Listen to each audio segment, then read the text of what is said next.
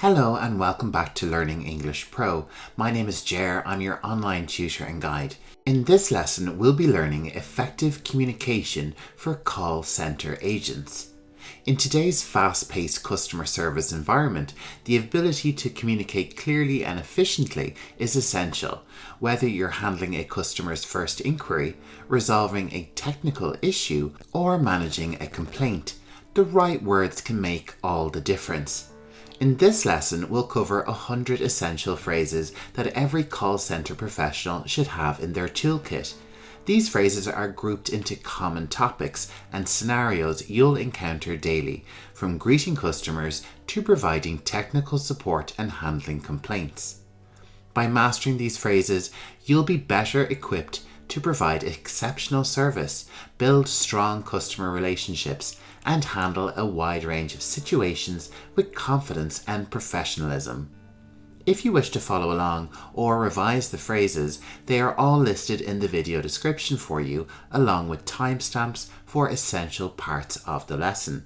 And stay tuned after this lesson for my Business English Masterclass, where you can enjoy hours of lessons from my channel, all stacked together in a handy compilation series.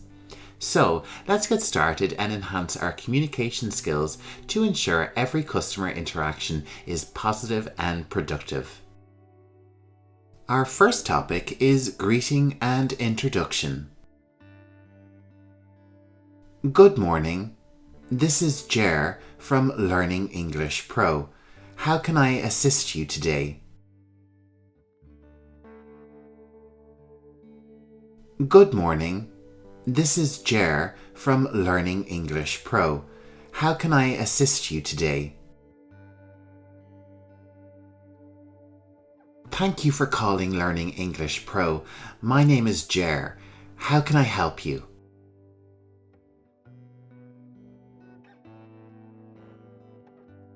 Thank you for calling Learning English Pro. My name is Jer. How can I help you?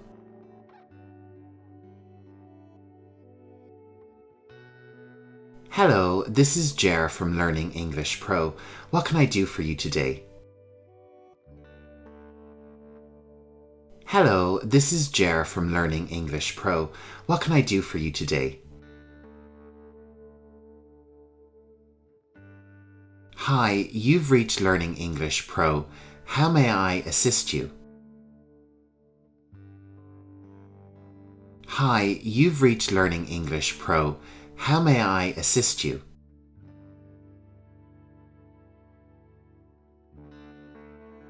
Welcome to Learning English Pro. My name is Jer. How can I assist you today? Welcome to Learning English Pro. My name is Jer. How can I assist you today? Thank you for calling Learning English Pro. How may I help you today? Thank you for calling Learning English Pro. How may I help you today? Hello, and thank you for calling Learning English Pro. This is Jer. How can I assist? Hello, and thank you for calling Learning English Pro. This is Jer. How can I assist? Good afternoon. Thank you for contacting Learning English Pro. How may I help you today? Good afternoon. Thank you for contacting Learning English Pro. How may I help you today? Thank you for calling Learning English Pro. My name is Jer. How can I assist you today? Thank you for calling Learning English Pro. My name is Jer. How can I assist you today? Hi, this is Jer from Learning English Pro.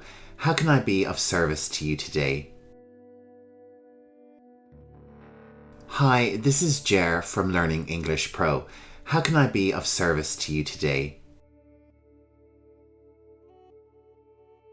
So lots of phrases there for greeting and introducing yourself and your company to a potential customer.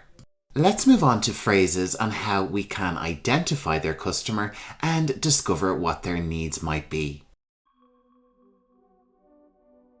Can I have your name and account number, please? Can I have your name and account number, please? May I know how I can assist you today? May I know how I can assist you today? What seems to be the problem you're experiencing? What seems to be the problem you're experiencing? Can you please provide more details about your issue? Can you please provide more details about your issue? How can I help resolve your issue today?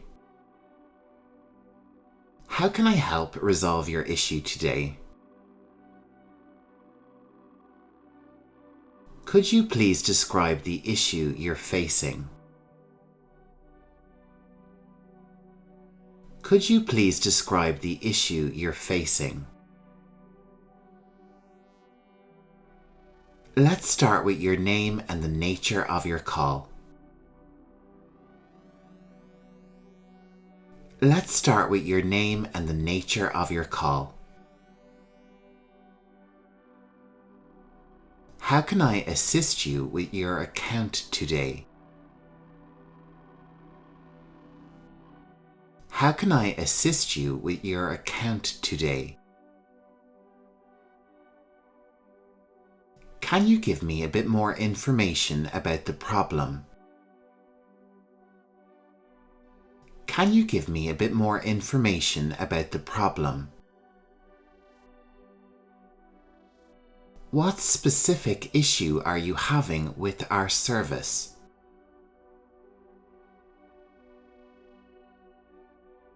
What specific issue are you having with our product?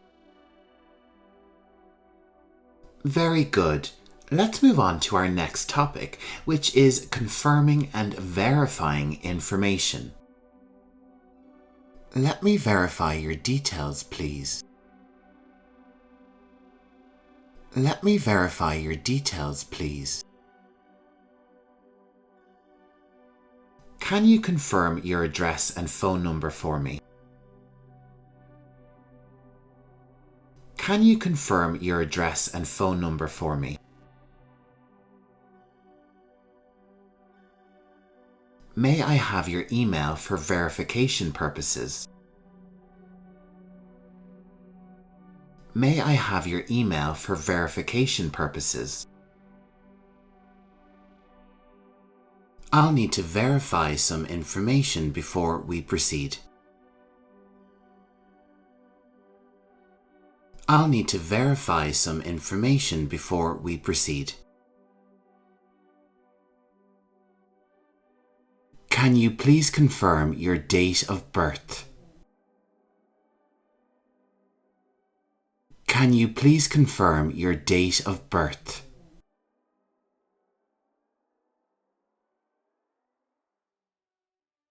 I need to verify your identity. Can you provide your account number? I need to verify your identity. Can you provide your account number? Please confirm the last 4 digits of your social security number. Please confirm the last 4 digits of your social security number. Could you spell your last name for me, please? Could you spell your last name for me, please? Can you confirm the last transaction on your account?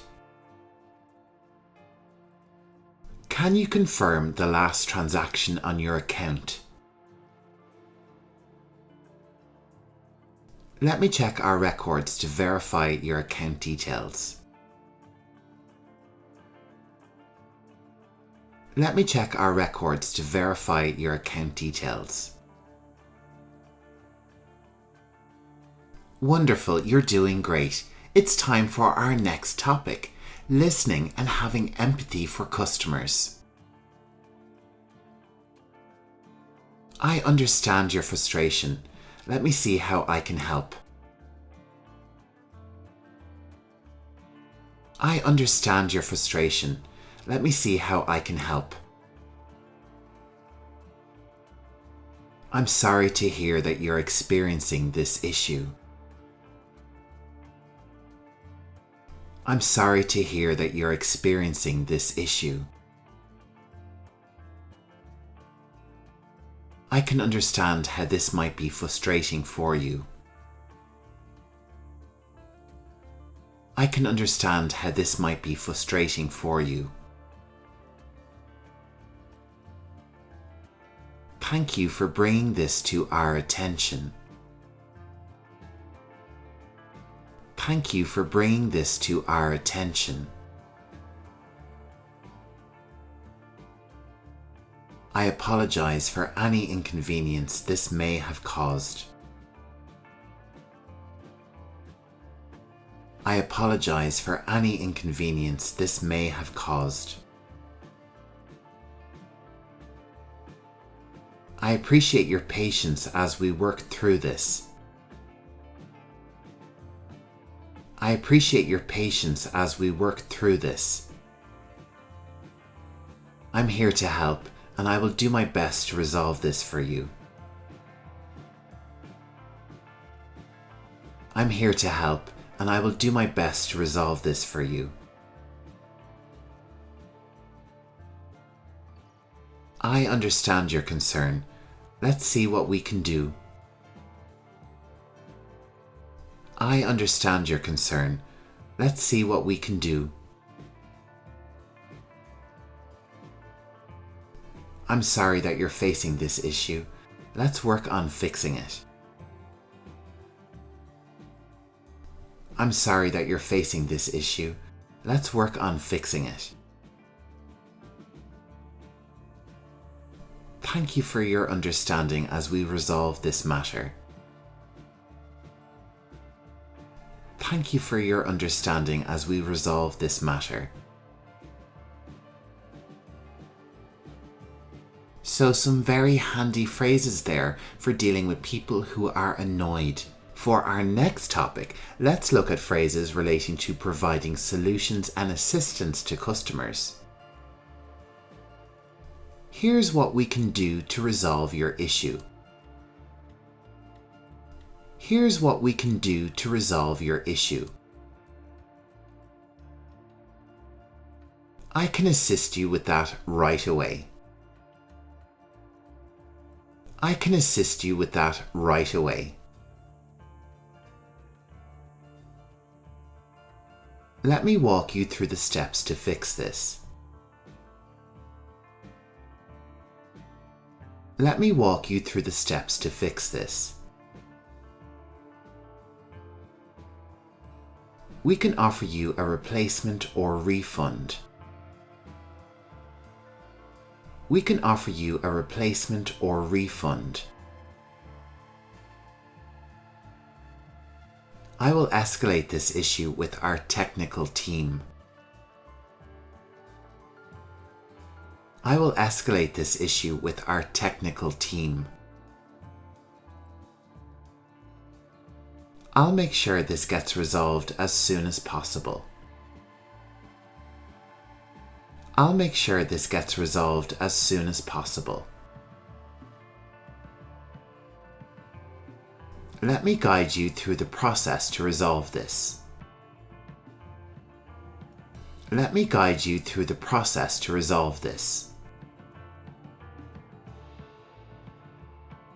We can schedule a technician to visit your location.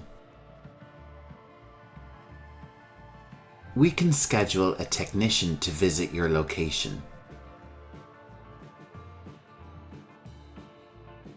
I will update your account with the necessary changes. I will update your account with the necessary changes.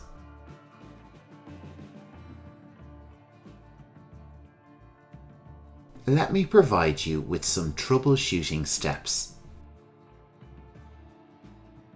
Let me provide you with some troubleshooting steps. Let's take a look at some phrases relating to handling complaints. I'm sorry you're not satisfied with our service. I'm sorry you're not satisfied with our service. Let's see how we can make this right. Let's see how we can make this right. I apologize for any inconvenience this may have caused you. I apologize for any inconvenience this may have caused you. I'll do my best to resolve this issue for you. I'll do my best to resolve this issue for you.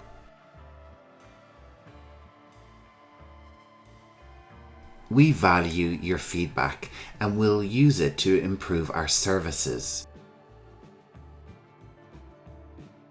We value your feedback and will use it to improve our services.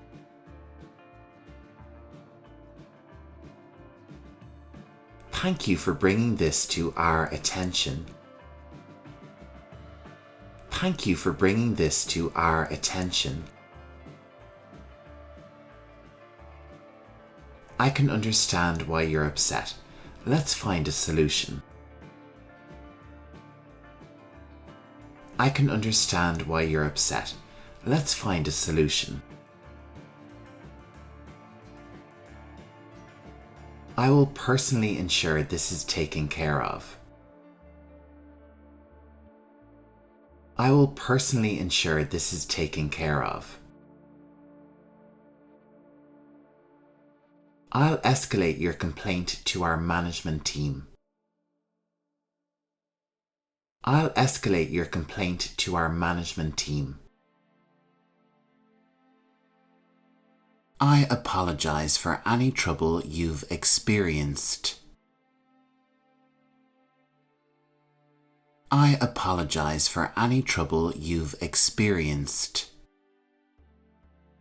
In our next section, explaining policies and procedures, our list of phrases is something that you can use to integrate them with your company's specific policies and procedures. So let's take a look at the first phrase. Our policy states that. So I'll give you an example for this first phrase. Our policy states that returns must be made within 30 days of purchase.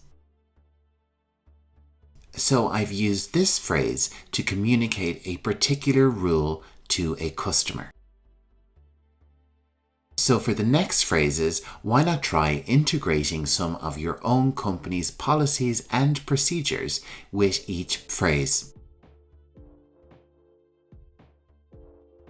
According to our records. According to our records. The procedure for this is as follows. The procedure for this is as follows. Let me explain how this works. Let me explain how this works. Here's what you need to do next.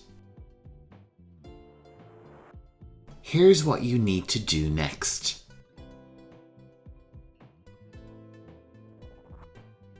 Our guidelines require that. Our guidelines require that. This is the standard procedure for. This is the standard procedure for. I can clarify our policy on that for you. I can clarify our policy on that for you.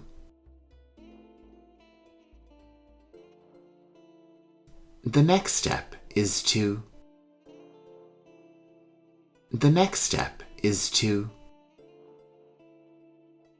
This is what we'll need to do to resolve this. This is what we'll need to do to resolve this. I hope you're enjoying this lesson so far. Our next topic is technical support. Have you tried restarting your device? Have you tried restarting your device? Can you describe the error message you're seeing? Can you describe the error message you're seeing? I'll guide you through the troubleshooting steps. I'll guide you through the troubleshooting steps. Let's check your internet connection first. Let's check your internet connection first. Can you confirm if the device is plugged in? Can you confirm if the device is plugged in? Please follow these steps to resolve the issue. Please follow these steps to resolve the issue. Have you updated your software recently? Have you updated your software recently? I'll connect you with our technical support team. I'll connect you with our technical support team. Let's reset your device and try again. Let's reset your device and try again. Can you tell me more about the problem you're experiencing? Can you tell me more about the problem you're experiencing? We are already at our 9th topic, upselling and cross-selling. This is where you can use some of your sales expertise with our English phrases. I noticed you might benefit from our premium service. I noticed you might benefit from our premium service.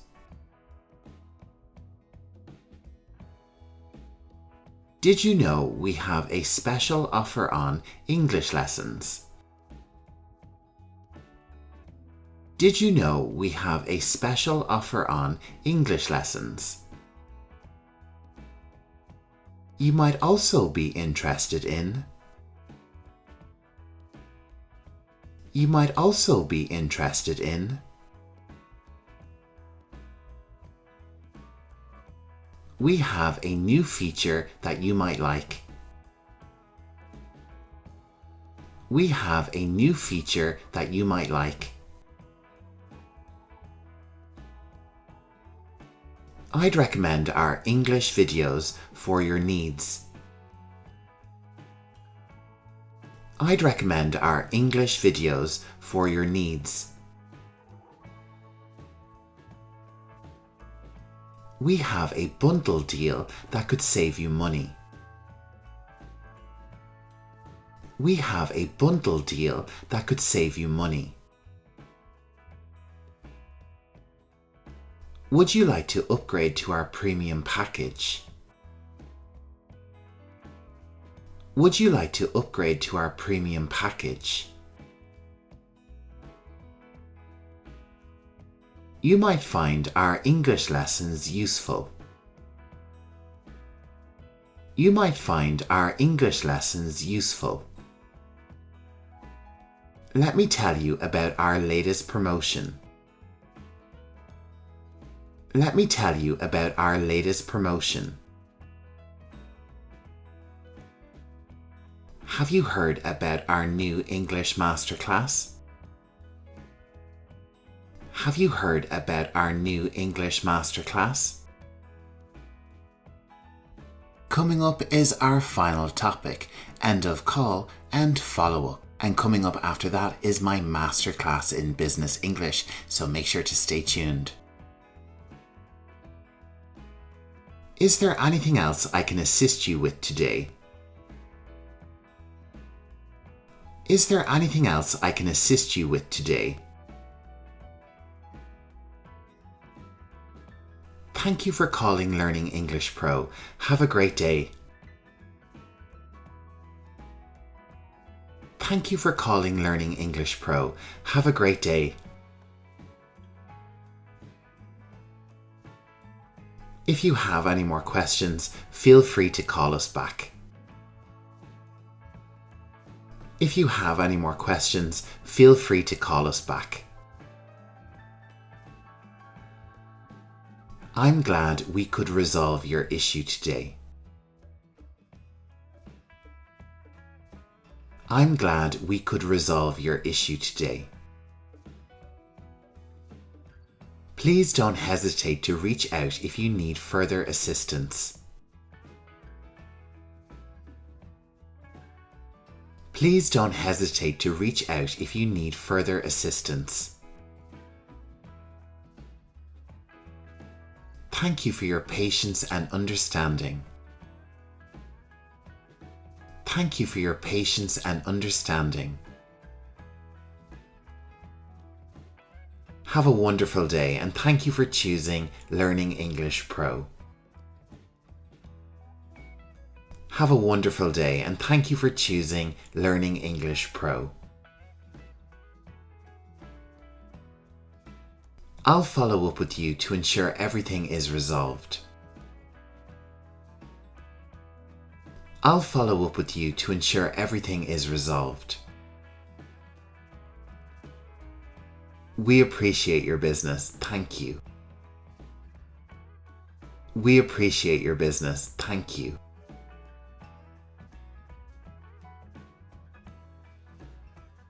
Goodbye, and thank you for calling Learning English Pro. Goodbye, and thank you for calling Learning English Pro. Well done for sticking out throughout the entire lesson and learning 100 new phrases for a call center. I wish you the very best in your future employment.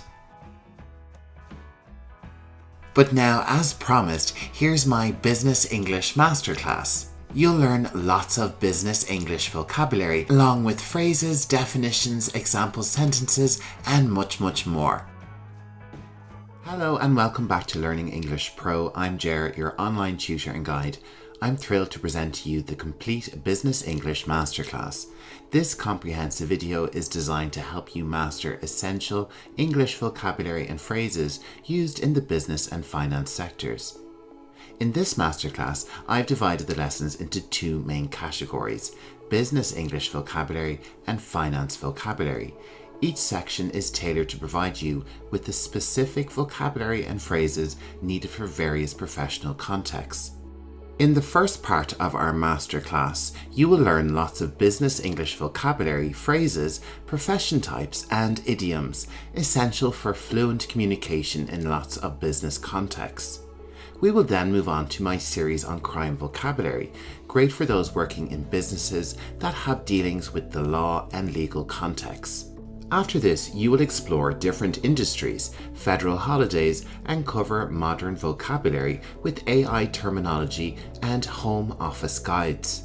In the finance vocabulary section, you'll master basic and advanced money vocabulary, understand essential banking terms, and learn about credit cards and types of insurance. Additionally, you'll gain English vocabulary for lots of business contexts like renting properties, economics, real estate, and buying a car. So if you're ready, let's dive in and take your English vocabulary skills to the next level with our first lesson on business English vocabulary.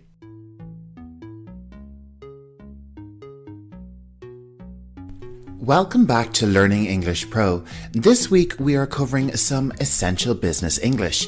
This video is perfect for anyone working in business who wants to advance their understanding of everyday English used in the work environment.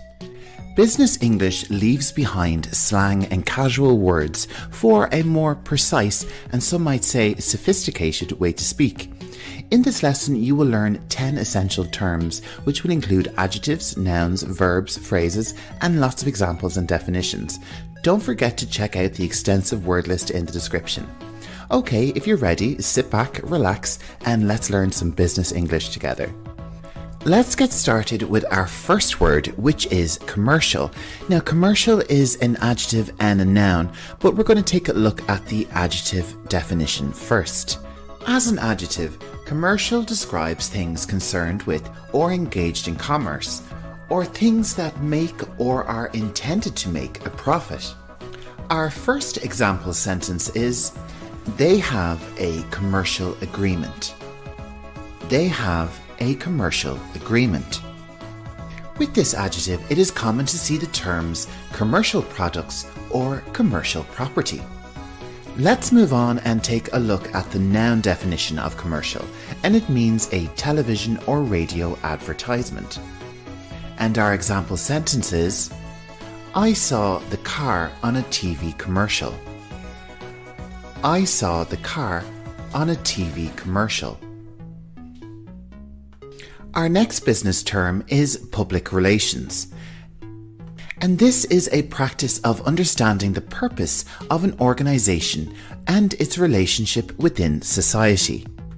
We can also say it is the planned and sustained activity of engagement between these two parties to influence behavioral change and build mutual understanding and trust. Public relations is often abbreviated to PR. This is quite a common term to use. We could say Rachel works in the public relations department, or we could say Rachel works in the PR department. PR is a well-known abbreviation in English. The public relations for the company has been a disaster. The public relations for the company has been a disaster. The company has very good PR. The company has very good PR. Our next term is headquarters, and this common noun means the premises serving as the managerial and administrative centre of an organisation. And just like public relations, this word can be abbreviated to HQ. Let's take a look at some synonyms we can use for headquarters. Head office and main office are probably the two most common synonyms used. Base, mission control, and nerve center are good too, but they are a little bit more military with their association. Let's take a look at our example sentence. Their headquarters are located in Paris. Their headquarters are located in Paris. Okay, it's time to move on to our next word, which is agenda. This common noun has a few different meanings, so let's run through them. Our first definition of agenda is a list of items to be discussed at a formal meeting, so it can be an actual physical list. We could say, we have many things on the agenda for today's meeting. Our next definition of agenda is a plan of things to be done or problems to be addressed. So it's more like a general plan for the short to medium term future. Our agenda for the next few months is to hire some new people. And our final definition of agenda is the underlying intentions or motives of a particular person or group. And our final sentence example is, his agenda for the company seems to be very reasonable. So with this definition, it's more like a personal plan that someone has for something. If you have an agenda, you will need a strategy. A strategy is a plan of action designed to achieve a long-term or overall aim. Our sentence example is, the company's strategy is to reduce their prices. The company's strategy is to reduce their prices. The verb form of this word is to strategize, meaning to devise a plan or strategy. We could say, the PR department strategized the new media campaign. The PR department strategized the new media campaign. Our next word is the common noun penalty. The definition of penalty is a punishment imposed for breaking a law, rule, or contract. The company received a penalty from the tax office. The company received a penalty from the tax office. Synonyms which are often used instead of penalty are punishment, sanction, or fine. Related to this word, we also have the past participle penalized, and this means to be subject to a penalty or punishment. We have been penalized by the government. One more time. We have been penalized by the government. If you're enjoying this video, you should check out the other videos on my channel relating to business English, money and banking. The links for those are on screen right now. Our next business English term is the common noun dress code. This is a set of rules about what clothing may and may not be worn in a given setting, like the workplace or school. Some of the more common dress codes include formal wear, which includes business attire and suits. A dress code which is becoming more popular in the modern workplace is smart casual. This is where you mix smart wear like shirts with casual wear like jeans. And some workplaces will even have a casual dress code. This means that you can wear pretty much anything that you like. But there are lots of different settings and lots of different types of dress codes. From medical settings to school, religion, construction, and much, much more. Moving on, our next business English term is the common noun market research. This describes the action or activity of gathering information about consumers' needs and preferences. Our market research has shown that most of our customers are over 20 years of age. Our market research has shown that most of our customers are over 20 years of age. We are conducting market research to understand our customers better. We are conducting market research to understand our customers better. Let's move on, and our next word is a regular verb, authorize.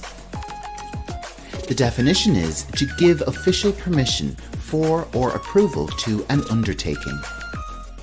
We could say, I will authorize the release of the report. I will authorize the release of the report. Or we could say, Joanne authorized the payment last week. Joanne authorized the payment last week. Related to this word, we also have the common noun authorization. This involves the process of giving someone permission to do or have something. We received the authorization last week. We received the authorization last week. You may know our next word, branch, as relating to trees, but we also have a business English definition. Our definition is a branch or office of a large business or organization operating locally or having a particular function. So think of a bank having its headquarters in London and then having lots of different branches around the world. Our sentence example is, the company director will visit our branch in Dublin next week. The company director will visit our branch in Dublin next week. Or we could say, do you have a branch in Madrid? Do you have a branch in Madrid? In business English, we also have the phrase to branch out. And this means to extend or expand one's activities or interests in a new direction. Our sentence example is, we intend to branch out and expand our range of products. We intend to branch out and extend our range of products. If this is your first time visiting my channel, Learning English Pro, you're very welcome to my channel. My name is Jer. I'm narrating your lesson today. Make sure to subscribe to my channel for lots more fantastic English learning content.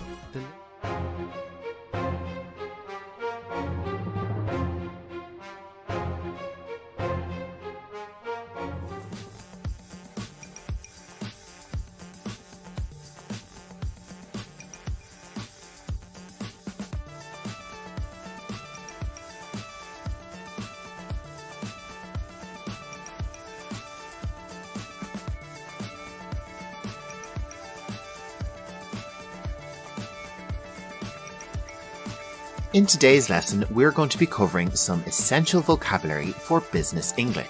If you've seen any of my lessons before, you should know I go very in-depth on my vocabulary. So by the end of this video, I'm really confident you will know these words really well. You're very welcome to your new English vocabulary channel, Learning English Pro. My name is Jer. I'll be narrating your lesson today. Let's take a look at our lesson plan for this video. And of course, as usual, you'll be learning lots of key vocabulary on our subject, Business English. And don't worry, you will learn lots of definitions and context in relation to these new words. Plus, I will be giving you lots of sentence examples, so you can put your new vocabulary to work straight away. Okay, it's time to get started, so grab a pen and paper, sit back, relax, and let's learn some vocabulary together. Our first word is trademark. Repeat after me. Trademark. As a common noun, a trademark refers to an officially registered name, symbol, or logo used to represent a product or a firm. Trademark can also be used as a regular verb, and this simply means to mark something or register something as a trademark. And I'm sure you've seen this symbol before, TM. This is the symbol of a trademark. So if this symbol is beside a product name or a company name, you can be sure that it is trademarked and protected by law. Are you ready for your first sentence example? We have trademarks on 5 of our product names and services. Our next essential business English word is organize. Repeat after me. Organize. And this verb means to arrange something systematically, or make arrangements or preparations for an event or an activity.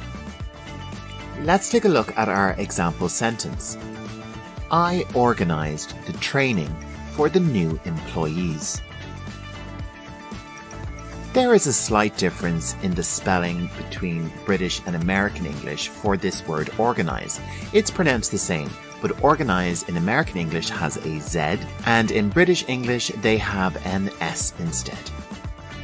Let's take a look at another example sentence, but this time in the future tense. I will organize the meetings with each manager for you. It's time to move on to our next word.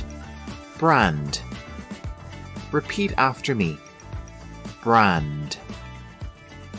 Brand is the term given to a company's name and the recognizable attributes that go with that company. It's about anything which defines its unique identity. You could say McDonald's is a very recognizable brand. Or how about Coca-Cola is an international brand? Another example sentence we could say is, the company's brand is directed towards young professional people. Our next word is a regular verb, expand. Repeat after me. Expand. It means to become or make something larger or more extensive. Our example sentences: their company will expand its clothing range next year. Let's take a look at another example sentence. Plans for the new development have expanded by 50%. And in this sentence, we are using the past participle form of this verb. Our fifth word is clause. Repeat after me. Clause. And this word means a particular condition or stipulation in a treaty, bill, or contract. Our sentence example is, the contract included a clause which protects the employee's wages. Okay, how about another sentence example? The company added a new clause to the contract, which is very unfair. Up next, we have an English phrase, null and void. Repeat after me. Null and void. If an agreement, a declaration, or contract is null and void, it is not legally valid and is essentially cancelled. Let's break down these two adjectives so you can understand them a bit better. Repeat after me. Null. Null means that something that is invalid or associated with the value of 0, or something lacking distinctive qualities. The other adjective was void. Repeat after me. Void.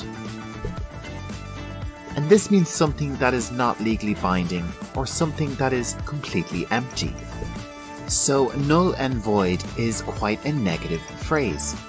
Our example sentences: the contract will be null and void if our client does not receive payment tomorrow. Our next business English word is competitor. Repeat after me. Competitor. A competitor is an organization or country engaged in commercial or economic competition with others.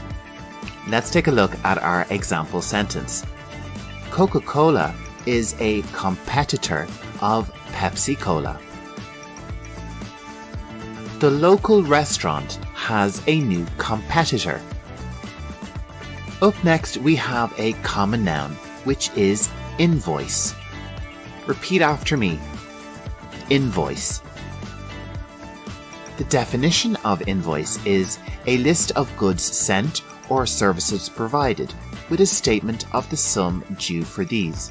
It's like a bill or a receipt, really. Our sentence example is, we have received an invoice from our printing suppliers. You can also use this word as a verb. We will invoice you for the flour delivery from last week. Can you believe we're almost at the end of our lesson? Our ninth word is counter-offer. Repeat after me. Counter-offer.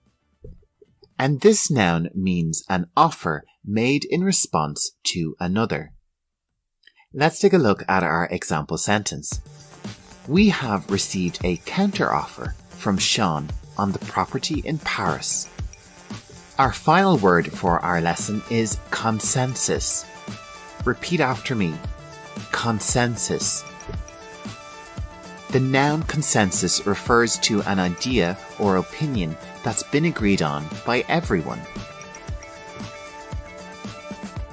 Jamie and Owen were able to reach a consensus on the deal. Our final sentence example is, there was a growing consensus that Mary should be the new manager.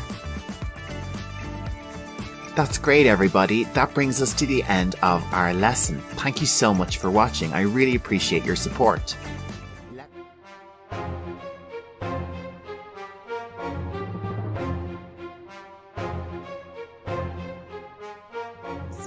Well, here at Learning English Pro, we have a fantastic video for you. 10 business English words you need to know. In this video, you will first see the word and its definition, followed by its pronunciation. And then you will hear some conversation examples. Please note, we're just covering the business definitions of these words today. Are you ready to begin? Our first word is the noun startup. This term is used to describe a brand new business, typically in its first few months or years of trading. Startup. Startup. Our conversation example is: Antonia is working for a new startup in the web design industry. Our next word is forecast. A business forecast predicts various aspects of a business's future movement based on its current situation, external factors, new products, and plans for marketing. Forecast. Repeat after me. Forecast. And in our conversation example, we have: the company's forecast for profits for the coming year is very favorable. Our next word is the noun headquarters. The definition is the premises serving as the managerial and administrative center of an organization. Headquarters. Repeat after me. Headquarters. Our example in conversation is: the new headquarters will centralize the company's operations. For our next term, we have something different, an acronym, USP. A USP is the unique selling proposition of a company, product, or service, or what makes it different from similar offerings. USP. USP. The USP of the food company is that all its food is organic and locally grown.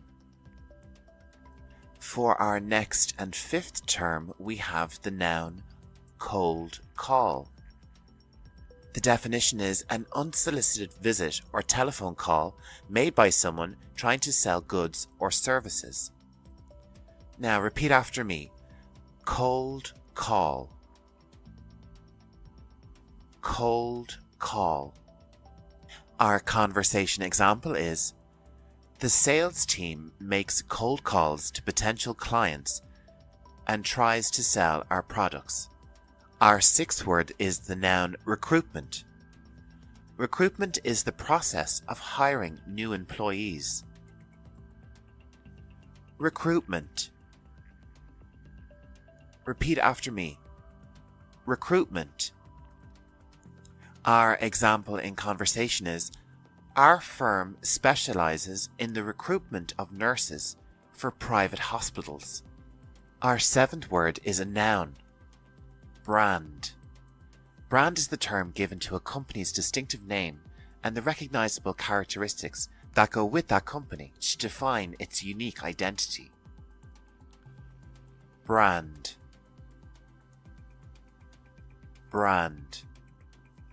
And our example in conversation is: the brands of some designers are easily identifiable.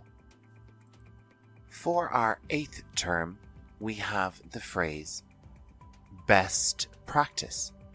This phrase describes a generally acknowledged best way of doing things in order to achieve optimum results. Here is your pronunciation. Best practice. Repeat after me. Best practice. In conversation, we could say, Chris is an expert in best practice when it comes to health and safety. For our penultimate business term, we have the adjective scalable. If something is scalable, it means that it's an idea that will work easily on a larger scale to the one it currently works on. Scalable. Repeat after me.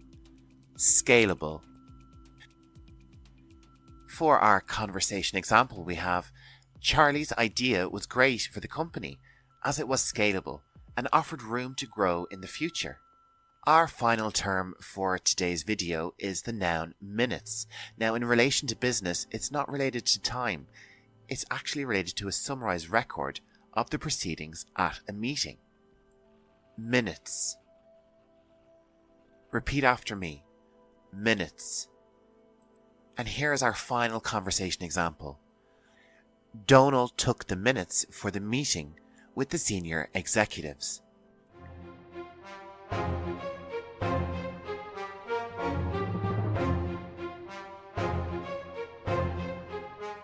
Hey guys, do you want to learn business English? It can be a really tricky subject, knowing what words to use in what occasions. But don't worry, we have 10 business English words you need to know from us here at Learning English Pro. In this video, you will first hear the word with its definition, then practice pronunciation with us before looking at a conversation example. Please note all definitions are business related. Our first example is a noun, commercial. The definition is a television or radio advertisement. Commercial. Commercial. And our example in conversation is, the company will run their weight loss commercial on television from tomorrow. Our next business term is a noun, public relations. The professional maintenance of a favorable public image by a company or other organization or a famous person, and is often abbreviated to PR. Public relations. Public relations. And our conversation example is, the new public relations team have created a very good image for the brand. Our next word is another noun, headquarters. And the definition is, the premises serving as the managerial and administrative center of an organization. Repeat after me, headquarters. Headquarters. And for our conversation example, we have, the new headquarters will centralize the company's operations. Our next business word is agenda. This noun refers to a list of things to be discussed or done at a meeting, conference, or any type of business event. Agenda. Repeat after me, agenda. And our example in conversation is, they had a lot of topics to discuss on the agenda for the meeting. Our fifth word for this episode is strategy, and this relates to a plan of action designed to achieve a long-term or overall aim. Strategy. Repeat after me, strategy. And our example in conversation is, Ling and Amanda discussed their strategy before they went to the meeting. Coming up next, we have the noun penalty. This refers to an official punishment, usually through a fine or other payment for breaking a contract. Repeat after me. Penalty. Penalty. Our example in conversation is, our team is very stressed due to the recent penalty the company received. Coming up next, we have a phrase, dress code. The phrase dress code refers to a set of company rules about what clothing may or may not be worn at work. Dress code. Repeat after me. Dress code. Our example is, the dress code for the office is smart casual. We have another phrase, market research. This refers to the research you do to collect information about what your customers need or prefer in a certain product or service. Market research. Repeat after me. Market research. Philomena conducts market research with clients every few weeks. For our ninth term, we are back to nouns with authorization. This word comes from the verb to authorize, which means to give someone the legal or official approval to do something. Authorization refers to the approval itself. Authorization. Authorization. Our example in conversation is, Carla got the authorization she needed for her business plan. And for our last business English term, we have the noun branch. The definition is a local office or shop of a company. Repeat after me. Branch. Branch. And our final conversation example is, we have opened a new branch of our bank with amazing facilities for our customers. That brings us...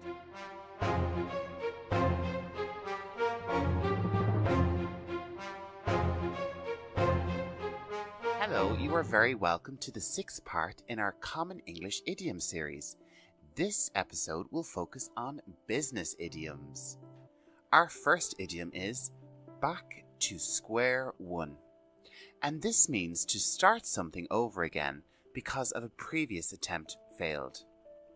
And our conversation example is, our first attempt failed, so we are back to square one.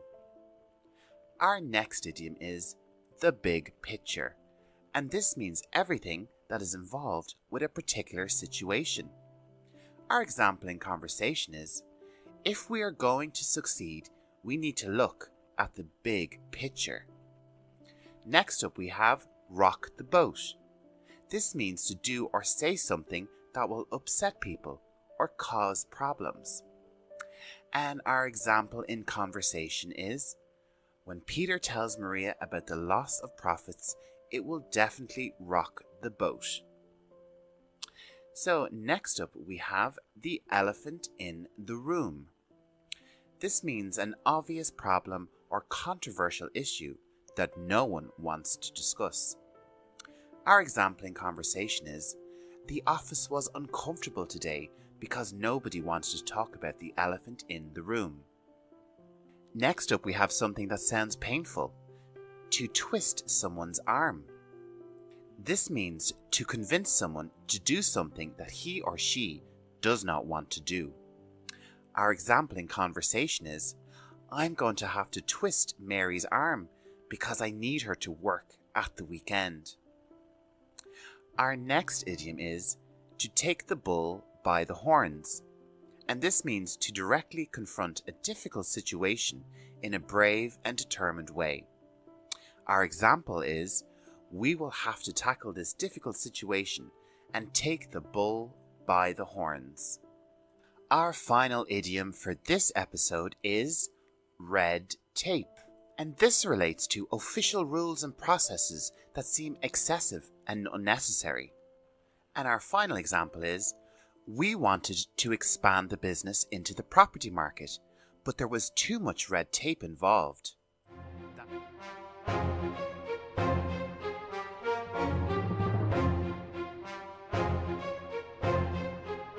Hi, welcome to this vocabulary lesson on professions by LearningEnglishPRO.com. Let's begin. Architect. Architect. Receptionist. Receptionist. Businesswoman. Businesswoman. Secretary. Secretary. Businessman. Businessman. Office manager. Office manager. CEO. CEO. Customer service agent. Customer service agent. Programmer. Programmer. Banker. Banker.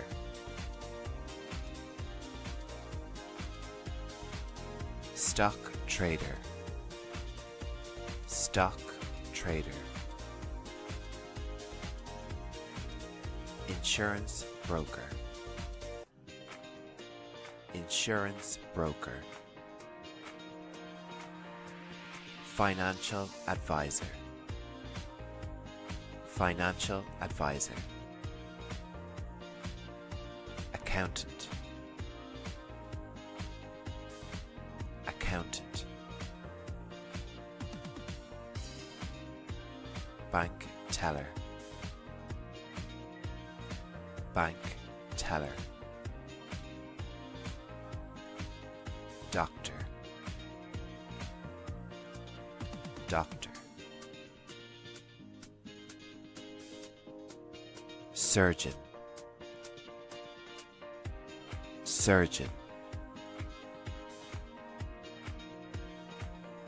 nurse, nurse, paramedic, paramedic, radiologist, radiologist,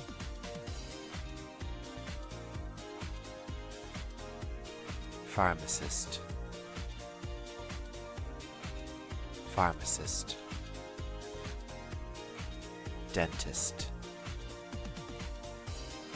dentist, optometrist,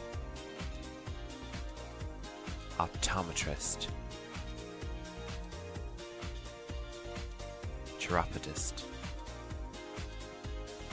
chiropodist,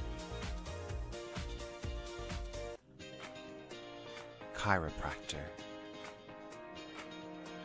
chiropractor, physiotherapist, physiotherapist, construction worker, construction worker, police woman, police woman, policeman, policeman, bus driver, bus driver, firefighter, firefighter, market trader, market trader, busker, busker, mailman, mailman, deliveryman, deliveryman, taxi driver, taxi driver, farmer, farmer, vet, vet,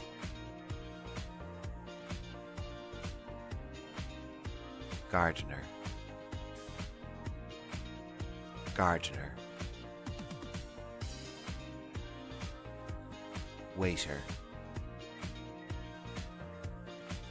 waiter, waitress, waitress, chef, chef, hostess, hostess,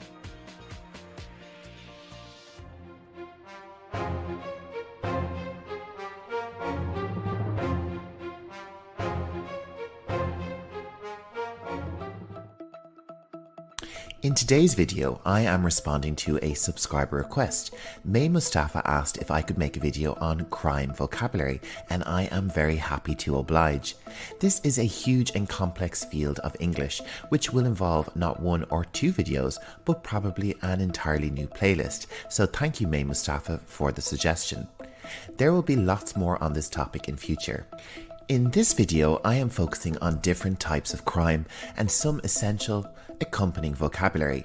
If you are affected by any of the issues discussed in the video, please reach out to a trusted person like a friend or doctor for advice and support. And just to note before we begin, definitions in this video are from the American judicial system, although they are commonly used in lots of different countries as well. Our first term is the crime of assault and battery. Let's break down these two different words to understand what this crime is. An assault is an attempt or threat to injure another person. And the word battery means the act of making contact with another person in a harmful or offensive manner. Let's take a look at our first example sentence. The police arrested him for assault and battery against his partner. Next up, let's take a look at this verb arrest. And this means to seize someone by legal authority and take them into custody. Our next term is the crime of aggravated assault.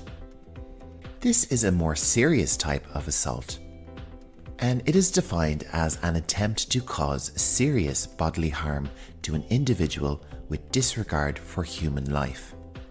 Factors that raise an assault to the aggravated level typically include the use of a weapon, the status of the victim, the intent of the perpetrator, and the degree of injury caused. Let's take a look at an example sentence. He was arrested for an aggravated assault in the city centre last week. Our next term is another crime, aiding and abetting. These two words are synonyms of the word help. And the definition is a charge usually brought against someone who helps in the commission of a crime, though legal distinctions vary by state and country.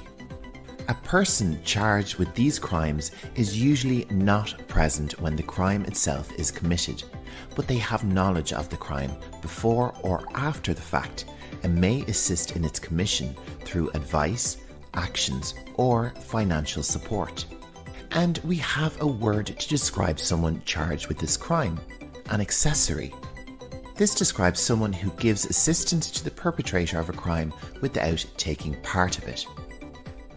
Our example sentence is, they were arrested for being an accessory to the crime. Next up, we have the crime of arson. Let's take a look at the definition.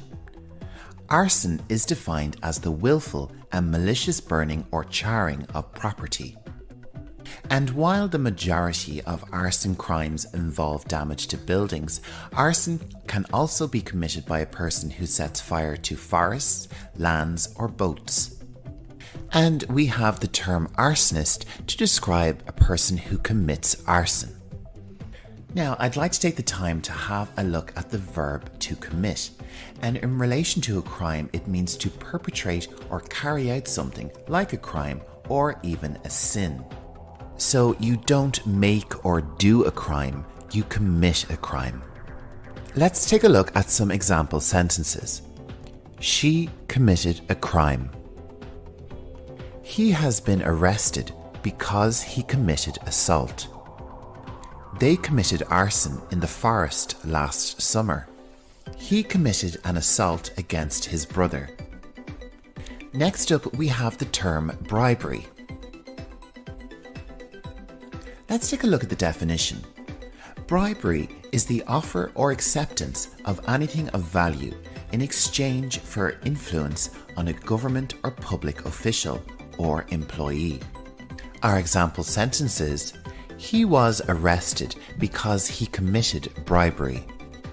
If this is your first time visiting my channel, Learning English Pro, you're very welcome. My name is Jer and I'm narrating your lesson today. If you're enjoying this lesson, make sure to hit the subscribe button and stay updated on all my latest videos. Let's get back to our crime vocabulary, and our next term is the crime burglary. Burglary is typically defined as the unlawful entry into almost any structure, not just a home or business, with the intent to commit any type of crime inside. Unlike robbery, which involves the use of force or fear to obtain another person's property, there is usually no victim present during a burglary. And we have the word burglar to describe a person who commits a burglary. Let's move on to our next term, which is the crime of cyberbullying. This crime refers to the use of internet and/or mobile technology to harass, intimidate, or cause harm to another person.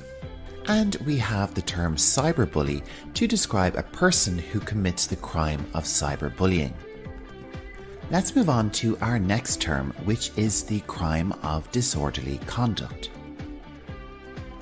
Generally speaking, police often use a disorderly conduct charge to keep the peace when a person is behaving in a disruptive manner but presents no serious public danger. I want to take a look at this important word, charge. This word can be a verb or a noun, and in relation to crime, and in the verb form, it means to officially accuse someone of something, especially an offence under law. And the noun describes an accusation, typically one formally made against a prisoner brought to trial. Let's take a look at some example sentences. The police charged him with cyberbullying. The cops are charging politicians with bribery. They will charge her with committing a burglary. They charged the man with assault and battery. Let's take a look at some example sentence using charge as a noun. The charges against him are very serious. He received a charge of assault this morning. Another term which is related to this is the phrasal verb to press charges. And when you press charges, you do it against someone. So the police do not make or give charges, they press charges against someone. Let's take a look at some example sentences. The police have pressed charges against the singer. The victim would not press charges against the attacker. The police want to press charges against the woman. Okay, let's move on to our next term, which is the crime of domestic violence. This refers to violent or abusive acts committed by one family or household member against another. Domestic violence can refer to physical harm or behaviour that is controlling, coercive, or threatening. It can occur in any kind of intimate relationship, married or unmarried, straight or gay, living together, or simply dating.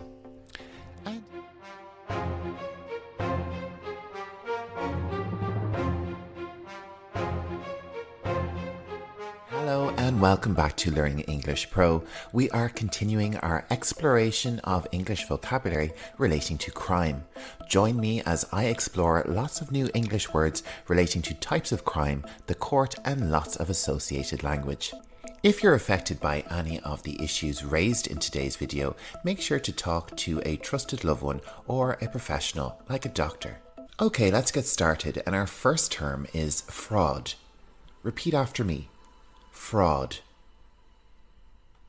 Fraud is the wrongful or criminal deception intended to result in financial or personal gain.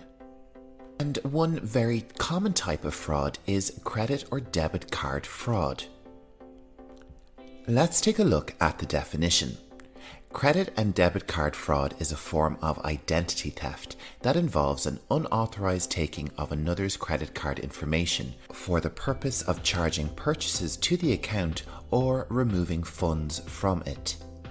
This theft can occur physically when the actual credit and debit card is taken, or the theft can occur when just the numbers are stolen from an unprotected website or a card reader at a gas station.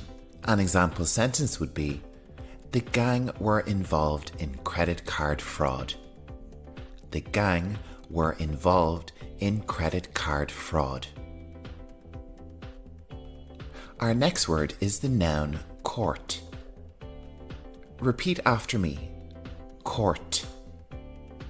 A court is any person or institution, often as a government institution, with the authority to adjudicate legal disputes between parties and carry out the administration of justice in civil, criminal, and administrative matters in accordance with the rule of law. The noun court can also describe the building or room where a court meets. We also have the noun judge, and a judge is a public officer appointed to decide cases in a law of court. You could also say that the judge is the head of the court. Our next term is the crime of criminal contempt of court. Repeat after me. Criminal contempt of court. This crime refers to behavior which disobeys, offends, or disrespects the authority or dignity of a court. It can occur directly in the presence of the court or indirectly when it happens outside the presence of the judge. Criminal contempt charges become separate charges from the underlying case. We have the phrasal verb to hold in contempt, which is used in relation to this crime. Let's take a look at some examples of it in use. A judge might say, I will hold you in contempt of court for your actions. Or we could say, John was held in contempt of court by the judge. Up next, we have another crime, disturbing the peace. Disturbing the peace, also known as breach of the peace, is a criminal offence that occurs when a person engages in some form of unruly public behaviour, such as fighting or causing excessively loud noise. An example sentence would be, he was arrested for disturbing the peace. He was arrested for disturbing the peace. Our next term is the crime of drug possession. It is a crime to willfully possess illegal controlled substances such as marijuana, methamphetamine, cocaine, LSD, club drugs, and heroin. These laws also criminalize the possession of chemicals used in drug cultivation and manufacturing, as well as certain accessories related to drug use. We also have the crime of drug trafficking. Drug trafficking is selling, transporting, or importing illegal drugs.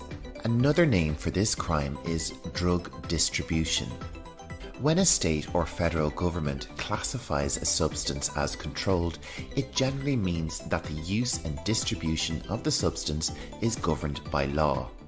So, controlled substances is another word for illegal drugs or prescription drugs. Next up, we have the crime of driving under the influence. This is also commonly known as a DUI or drunk driving. Most states define crimes of driving under the influence as driving a motor vehicle on a road or highway while under the influence of alcohol or drugs. An example sentence would be, the actress has 2 DUI offences. The actress has 2 DUI offences. Up next, we have the crime of embezzlement. Repeat after me. Embezzlement. Let's take a look at the definition. The crime of embezzlement is where a person has lawful possession of the property of another. converts or takes that property for their own use and has no intention of giving it back.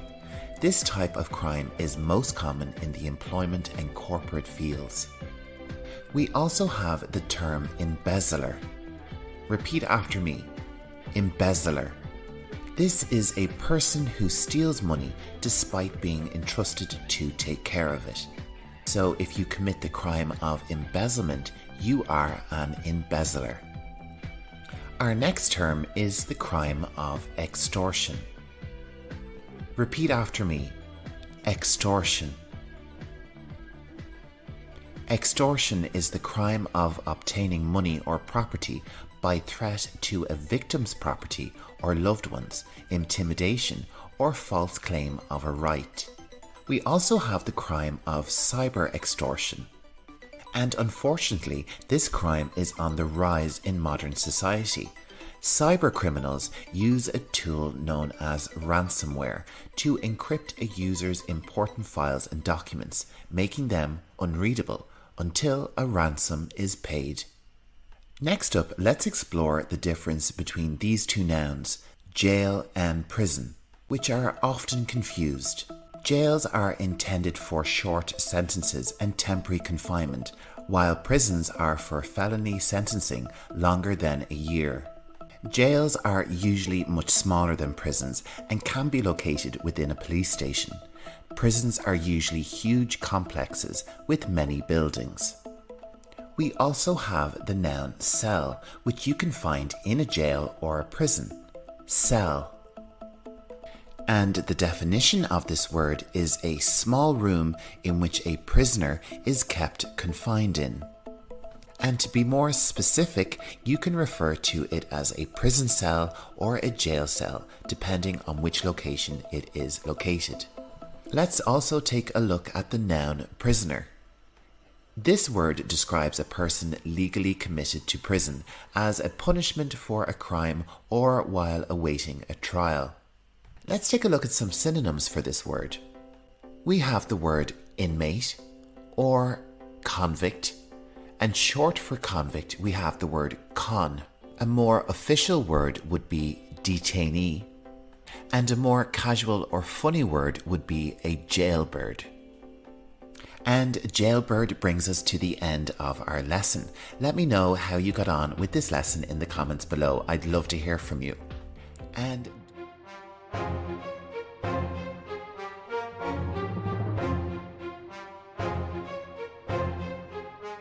welcome back to Learning English Pro. In this video, we will be reviewing and learning more English vocabulary about the area of crime. Also, I have a trigger warning for you. I will be discussing some issues in this lesson which are related to violence. So if you're sensitive to these kind of issues, please bear that in mind. Okay, let's get started with our first term, which is the crime of forgery. Forgery. The crime of forgery generally refers to the making of a fake document, the modification of an existing document, or the unauthorized signing of a signature without authorization. Someone who commits the crime of forgery is known as a forger. This is defined as a person who produces fraudulent copies or imitations. We can use the word forgery along with fake or copy to describe a forged document, signature, banknote, or work of art. Let's move on to our next term, which is harassment. Repeat after me. Harassment. Harassment refers to a broad range of behaviours that are subject to both criminal punishment and civil liability. There is a wide variety of criminal laws forbidding harassment in many forms, including general harassment crimes, as well as specific forms of harassment, such as stalking and cyberstalking. A harasser is a person who causes repeated emotional pain, distress, or annoyance to another. Someone who is the victim of harassment may seek a restraining order. This is a temporary court order issued to prohibit an individual from carrying out a particular action, especially approaching or contacting a specified person. A type of harassment is stalking, which is a crime in itself. Stalking. Let's take a look at the definition. The crime of stalking can be simply described as the unwanted pursuit of another person. Examples of this type of behavior include following a person, appearing at a person's home or place of business, making harassing phone calls, leaving written messages or objects, or vandalizing a person's property. Someone who commits this crime is called a stalker, and we define this as someone who harasses or persecutes someone with unwanted and obsessive attention. Synonyms of stalker include prowler, peeping Tom, or intruder. Our next type of crime is called a hate crime. Repeat after me. Hate crime. A hate crime is the violence of intolerance and bigotry intended to hurt and intimidate someone because of their race, ethnicity, national origin, religion, sexual orientation, or disability.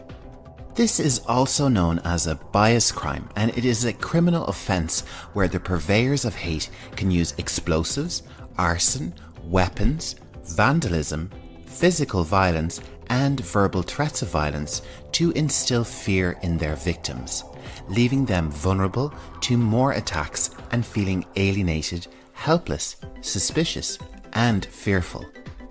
Our next crime is homicide. Repeat after me. Homicide. Homicide is the killing of one person by another, but not all homicides are crimes.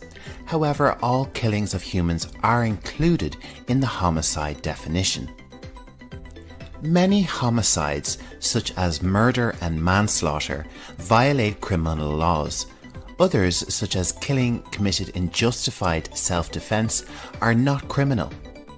Illegal killings range from manslaughter to murder, with multiple degrees of each, representing the gravity of the crime. Let's take a look at these in closer detail. There is first-degree murder. Repeat after me. First-degree murder. This is the most serious criminal homicide. Typically, first-degree murder is both intentional and premeditated. Premeditated means an action which is thought of and planned in advance.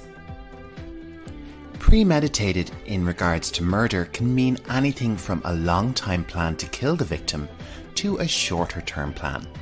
The intent of the accused murderer does not need to be focused on the actual victim. If someone planned on killing one victim but by accident killed someone else, the murder is still intentional and premeditated, meaning a first-degree murder charge.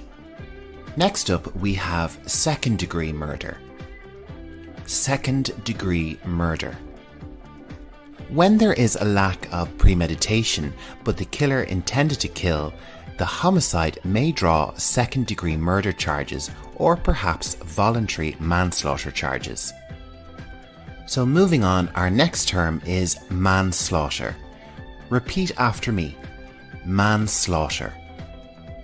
This generally means an illegal killing that falls short of murder. The lowest form of manslaughter is involuntary manslaughter. This means that the perpetrator didn't intend to kill anyone, but still killed the victim through behavior that was either criminally negligent or reckless.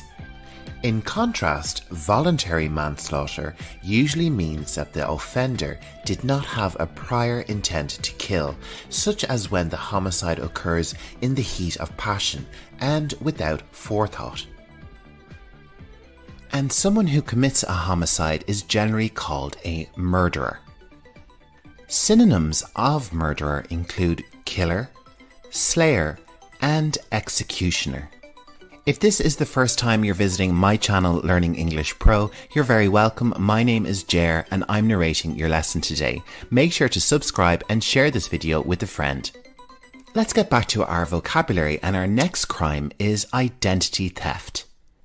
Repeat after me. Identity theft.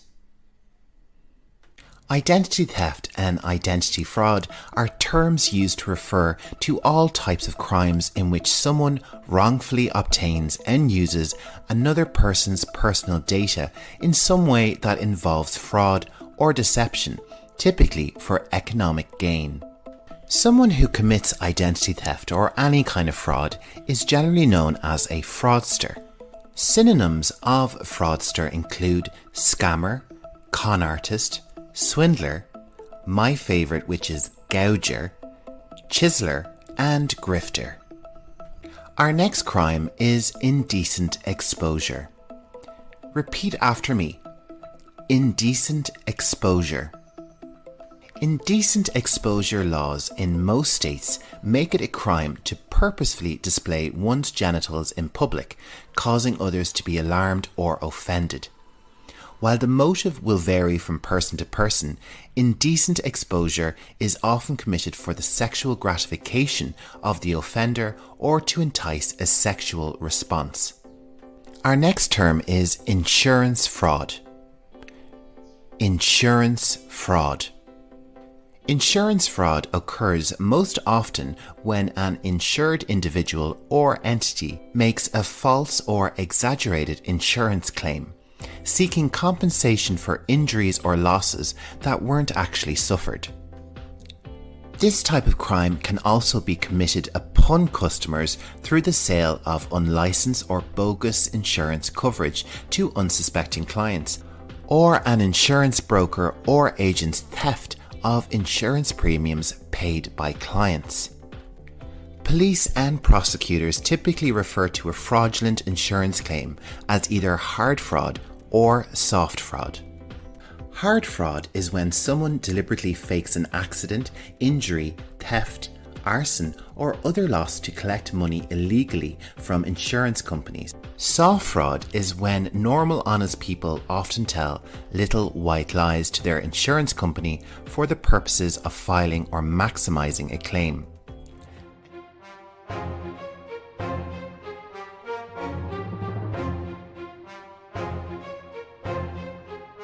Pro. In this video, we will be reviewing and learning more English vocabulary relating to crime. Okay, let's get started. Our first term is the crime of money laundering. Let's check out the definition.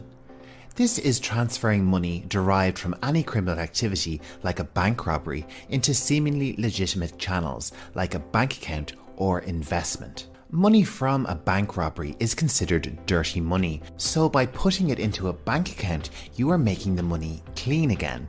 Our next term is the crime of perjury. To commit perjury is to knowingly make misleading or false statements under oath or to sign a legal document you know to be false or misleading. This crime is taken very seriously because the foundation of the legal system depends on trust and credibility. If you commit this crime, you are called a perjurer. And we also have an idiom, to perjure oneself. To perjure is the verb form, so we could say, John perjured himself in court today. And moving right along, our next term is probation.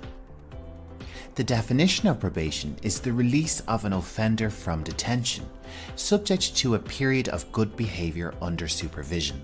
So that brings us to the crime of probation violation. This is an offence that occurs when you break the terms or conditions of your probation. Let's take a look at the reasons why someone might violate their probation. They might violate for not appearing during a scheduled court appearance on a set date and time, or for not reporting to your probation officer at the scheduled time or place. It could be for visiting certain people or places or travelling out of state without the permission of your probation officer. It could also be for possessing, using or selling illegal drugs or committing other crimes or offences or getting arrested for another offence. So if you're on probation, good behaviour is essential. Our next term is the crime of public intoxication. This is also called public drunkenness, and it occurs when a person is visibly drunk or under the influence of drugs in public.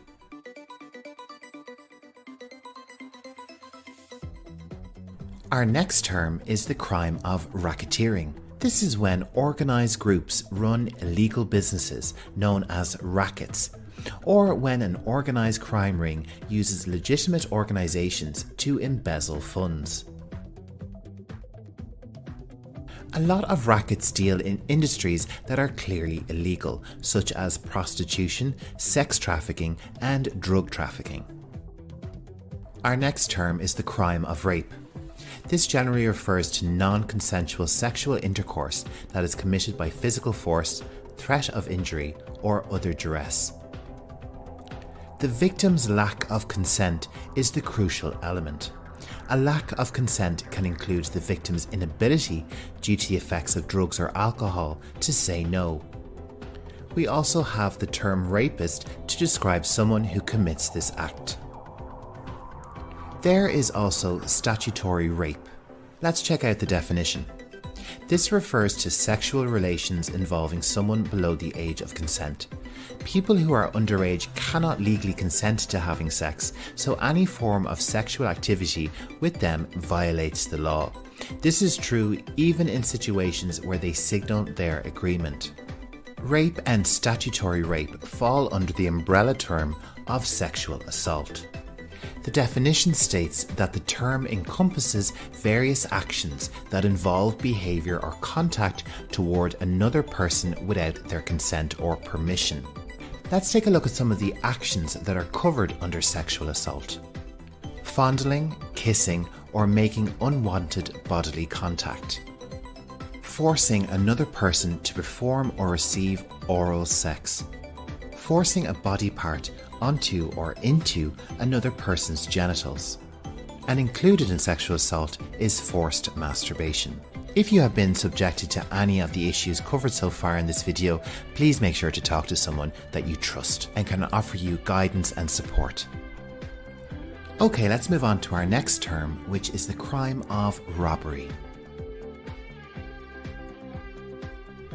Robbery is theft accomplished by violence or the threat of violence.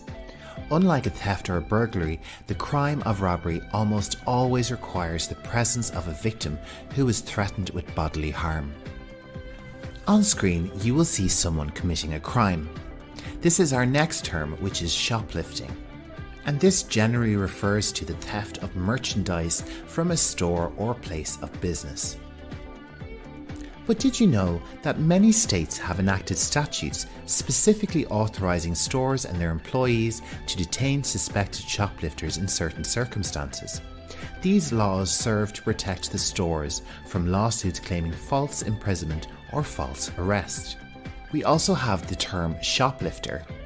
The definition is a person who steals goods from a shop while pretending to be a customer.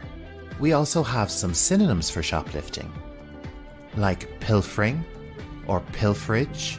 There's also purloining and filching. Let's move on to our next term, which is the crime of solicitation.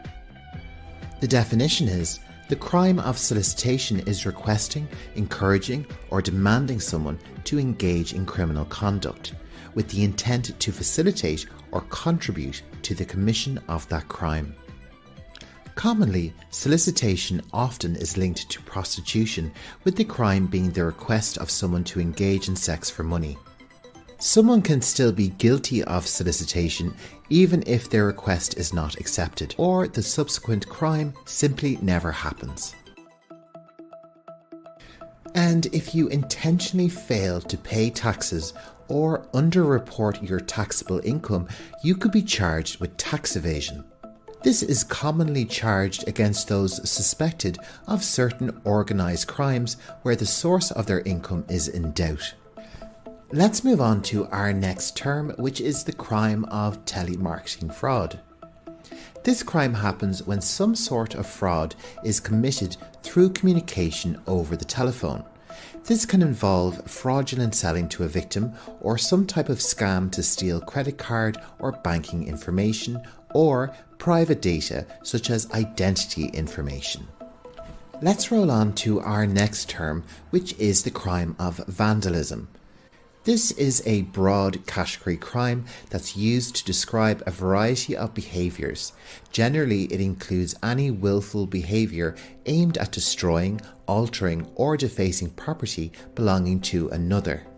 Types of vandalism include spray painting another's property with the purpose of defacing, or scratching paint off someone's car, breaking someone's windows, defacing public property with graffiti, slashing someone's tyres, altering or knocking down street signs, damaging someone's property in general, and it even includes throwing eggs at someone's house or car. We also have the term vandal to describe someone who commits vandalism. And that brings us to the end of our vocabulary lesson on crime. I hope you enjoyed it. Let me know how you got on in the comments below. I love to hear from my subscribers. And of course,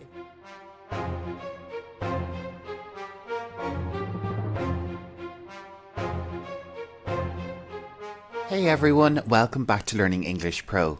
In this video, we will be exploring English vocabulary associated with different types of industry. I will be teaching you terminology used in American English to describe and categorize different types of industries. Okay, if you're ready, let's jump straight into our lesson, and our first industry type is construction. This type of industry encompasses lots of different types of companies and people who are involved in construction. This can range to apartment and condominium construction, home builders, land development.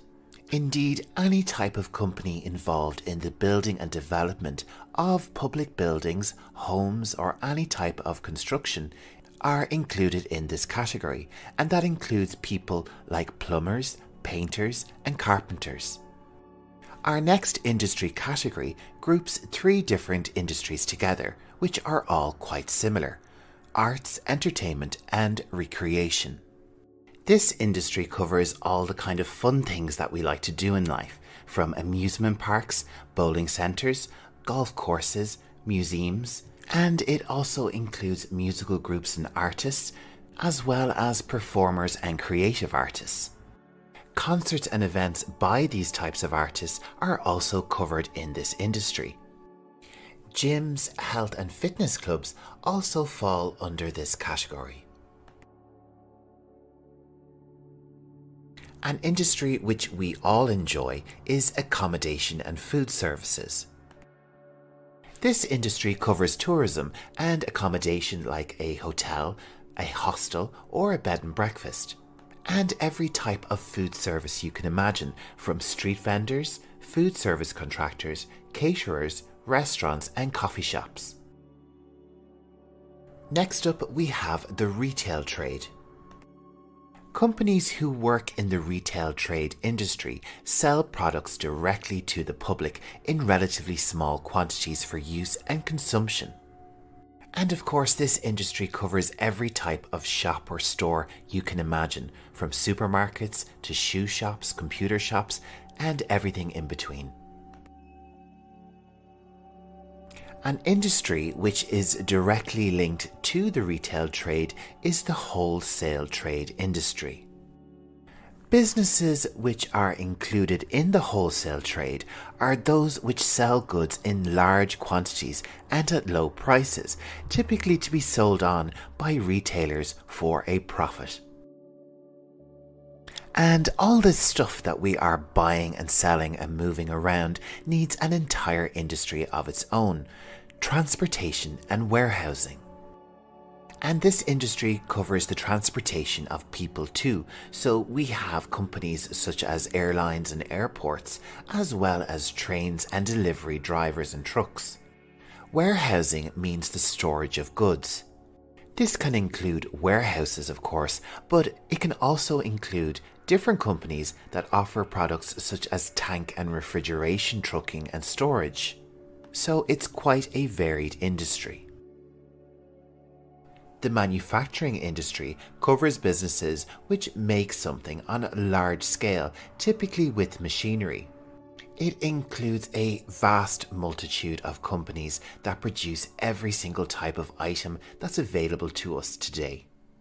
A lot of these manufacturers will get their materials from the mining industry. Mining is the process or industry of obtaining coal or other minerals from the earth. Materials which are taken from the earth include gold and silver, coal, copper, oil, sand and stone. Another industry which is dependent on the earth is the agriculture, forestry, fishing and hunting industry. This industry covers any type of farming, like crop farming or animal farming, and fish farming. Forestry covers businesses which interact and use trees to produce timber and materials for building and furniture. Businesses involved in hunting typically provide wild animals for food. Let's move on to a very different type of industry, the real estate, rental and leasing industry. This type of industry includes any type of business involved in the selling or rental of homes. It also includes companies involved in any type of renting, such as commercial leasing or even car rental or costume rental. An industry which goes hand in hand with property is finance and insurance. This industry covers companies such as banks, insurance companies, commodity dealers, credit card issuers, and portfolio management. Any business which engages with money in relation to banking, investments, or anything like that is included in this category. Is administration, business support, and waste management. This group of industries is comprised of companies which support other services.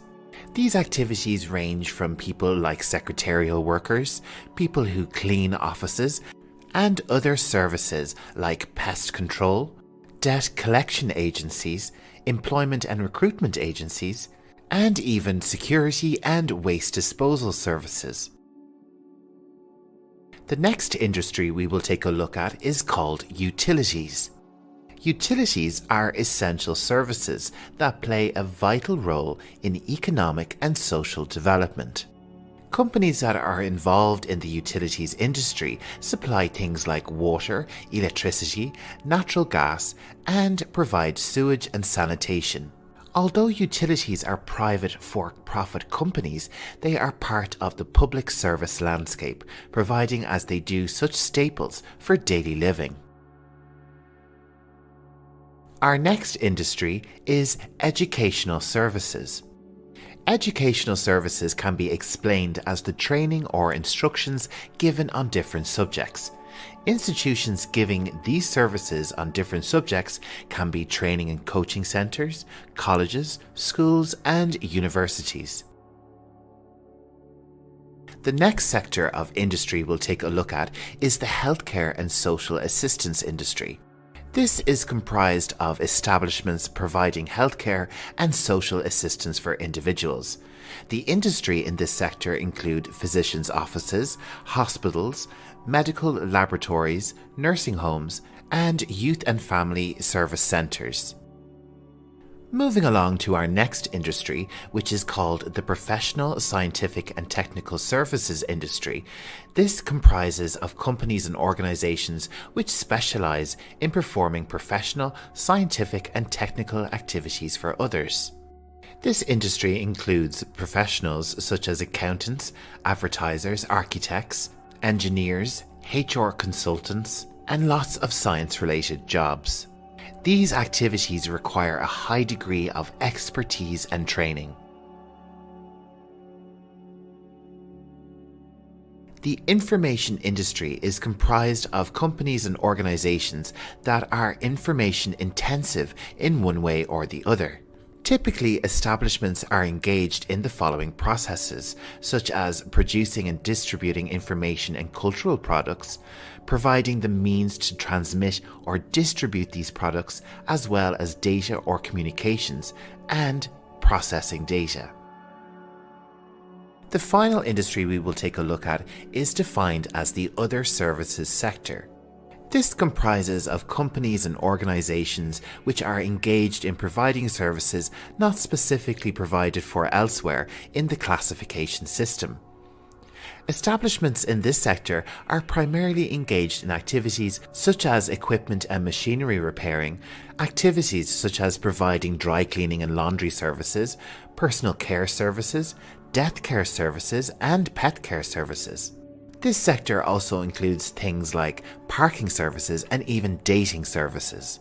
So we could definitely call this sector a miscellaneous sector covering lots of things that are hard to squeeze into other classifications and industries. And that brings...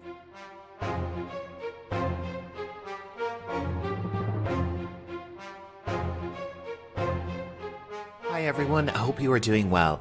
In this video, we will be exploring the different American federal holidays that occur during a calendar year. You will learn their names and some background information about each holiday, like the origins of the holiday and what traditions are associated with them. So what exactly is a federal public holiday? Federal holidays in the United States are calendar dates that are designated by the US government as holidays. On US federal holidays, non-essential federal government offices are closed and federal government employees are paid for the holiday. Although not required as a general rule, other institutions such as banks, businesses and schools and the stock market may be closed on federal holidays. So what are the names of these federal holidays? Let's take a look and start in January. And our first public holiday is on the very first day of January of the new year. It's New Year's Day. So what traditions are associated with this holiday? Festivities include a countdown to midnight on the night before, which is called New Year's Eve.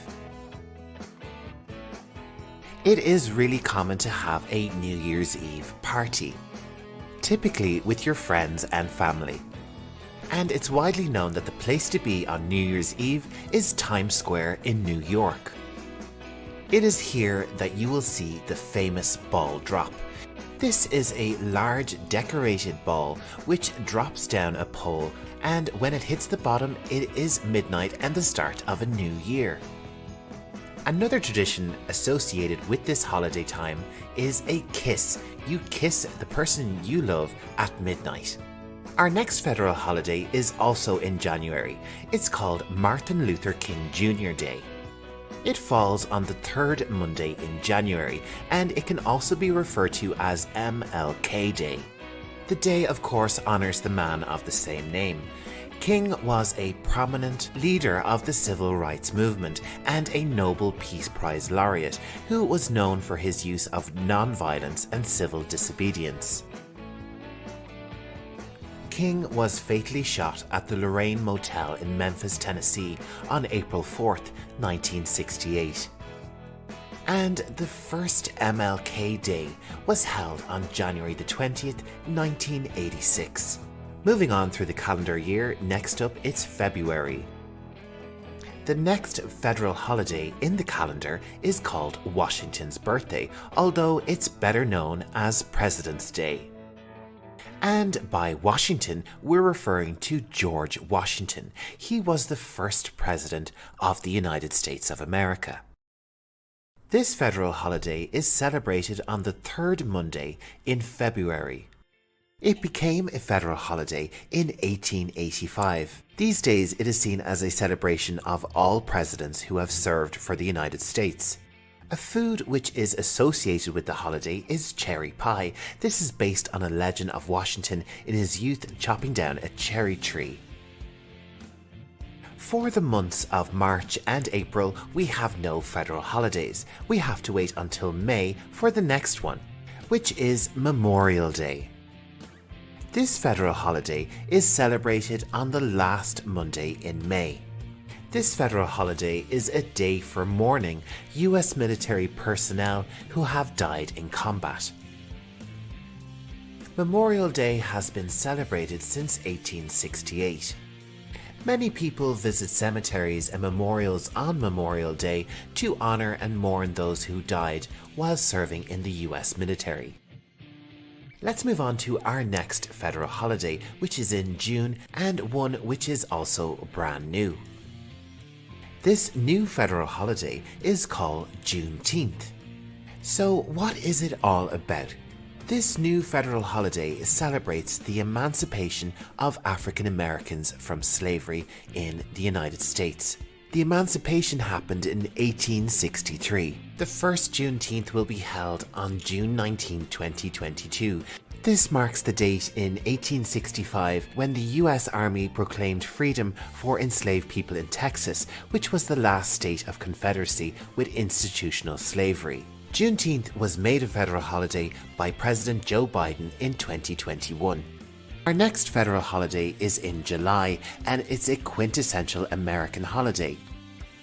Independence Day, which is celebrated on the 4th of July. This federal public holiday is typically associated with big celebrations and parties across the country. This holiday commemorates the Declaration of Independence from 1776. And almost 100 years later, in 1870, Congress first made this day a federal holiday.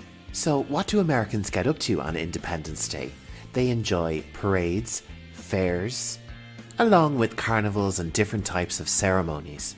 And we can't forget the classic American barbecue, of sports like baseball, and of course fireworks. For our next public holiday, we'll have to skip the month of August and move directly on to September. It is in this month that we have Labor Day. Known as the unofficial end of summer, this holiday is celebrated on the first Monday in September. So what is Labor Day? It honors and recognizes the American labor movement. It also honors the works and contributions of laborers to the development and success of the United States of America. The weekend which is attached to this federal holiday is known as Labor Day weekend. This period in September is well known throughout the states for Labor Day sales in retail. Let's roll on to our next federal holiday, which is in the month of October. The name of this holiday is Columbus Day, and it's held on the second Monday in October. Columbus Day marks the anniversary of Christopher Columbus's arrival to the Americas on October 12, 1492. Columbus Day and how it came about is associated with Italian Americans, and it became a federal holiday in 1937. Let's move on to November, where we have two federal public holidays. The first one on the calendar is Veterans Day. This is celebrated on November the 11th. It became a federal holiday in 1954. Veterans Day honors all veterans. A veteran is someone who has previously fought for the American Army. The next federal holiday, which is also in November, is Thanksgiving. This is celebrated on the fourth Thursday in November. It was made a national holiday by Congress in 1870. Traditionally, Thanksgiving is all about giving thanks and celebrating the harvest. A big part of Thanksgiving traditions is the family dinner. But Americans do like their parades, and Thanksgiving is known for them. Another activity is watching sports, and there's always a big game on Thanksgiving Day. Let's move on to our last month of the year, December, and our final public holiday, which is Christmas Day. Christmas Day falls on December 25th, and like Thanksgiving, it became a federal public holiday in 1870. It is associated with the Christian celebration of the birth of Christ. Although it's celebrated by lots of different religions and peoples, it's mainly associated these days with gift giving, along with the mythical figure of Santa Claus. And like Thanksgiving, the family dinner is a centerpiece of the tradition. Those who are religious typically attend church celebrations. This past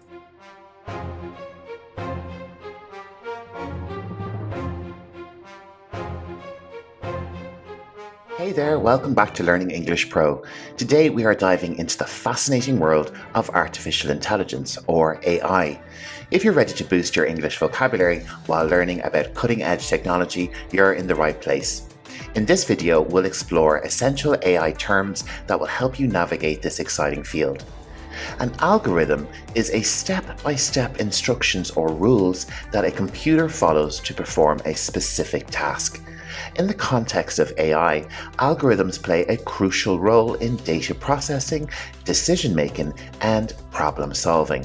They're like recipes for computers, guiding them through various processes to achieve desired outcomes.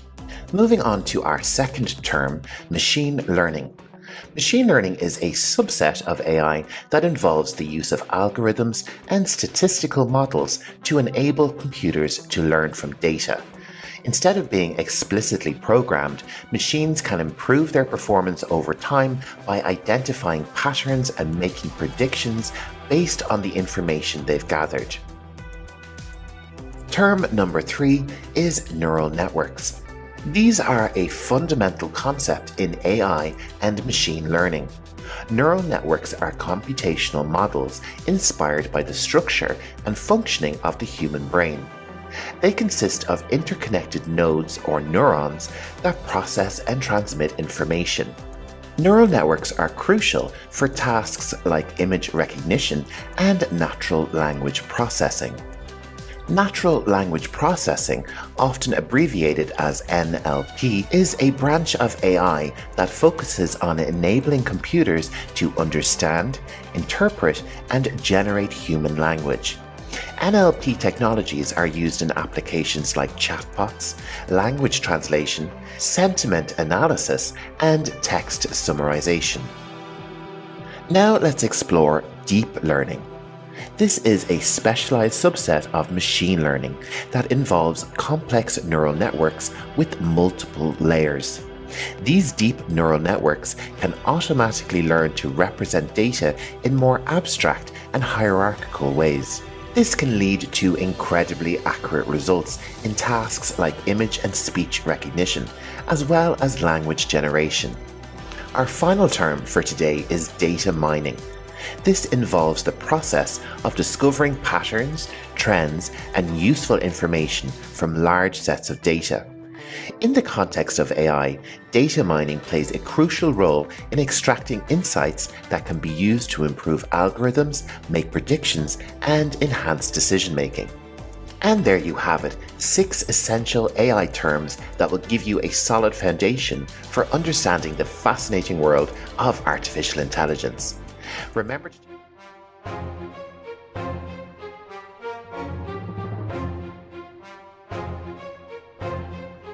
Hello dear viewers, and welcome back to Learning English Pro. In this video, we'll be diving into the world of home office vocabulary. Whether you're new to this topic or simply want to expand your English vocabulary, stick around because I've got a comprehensive list of essential words and phrases to help you communicate effectively in your home workspace. So we're going to turn this boring room into a home office. And let's start with the basics. Your desk is the heart of your home office. And your chair is your trusty companion as you work. You might also have a comfortable chair mat to protect your floor. And don't forget the shelves for additional storage. Now let's talk about your computer setup. Your computer or laptop is your gateway to the digital world. The monitor is your screen. The keyboard and mouse are your tools for navigating, and a webcam for virtual meetings is a must these days. Keeping your home office organized is crucial. You'll need a filing cabinet for important documents. You'll also need folders for organizing, and stationery like paper, pens, and pencils. Don't forget the stapler for putting together those important reports. Make sure to stay connected with a phone for calls and messages, and a Wi-Fi router for internet access. You might also need headphones for private calls. And a calculator is great for quick calculations. Ensure good lighting with a desk lamp. Now it's time to think about the aesthetics of your home office. Let's add some plants. These are great to look at and help purify the air around you. And stay relaxed with some nice photographs and pictures. You can personalize the space more with art and stylish touches. Let's get back to a little bit of technology. A printer or scanner can be handy for paperwork. A whiteboard is great for important reminders. Keep your space tidy with a wastebasket or trash can for disposing of rubbish. And finally, the most important thing to add is you. And there you have it, a comprehensive list of home office vocabulary in English. This will help you to build and navigate your ideal home workspace. Don't forget to check.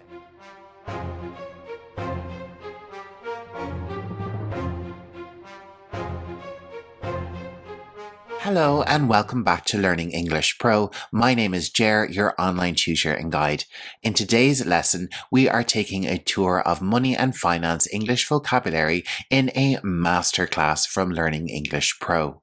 In this lesson, you'll transform your English skills through a series of engaging and informative lessons on financial terminology and concepts. So whether you're starting out or looking to refine your expertise, this masterclass has something for everyone. In our first lesson, we're going to take a look at some basic money vocabulary. So get ready for lots of useful English learning and don't forget to subscribe.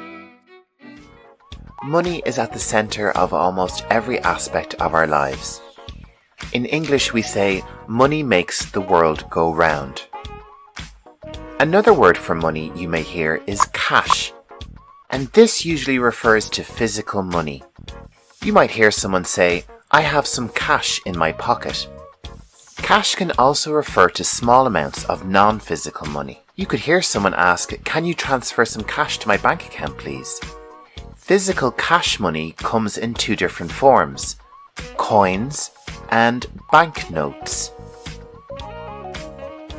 However, becoming more common is credit cards and debit cards.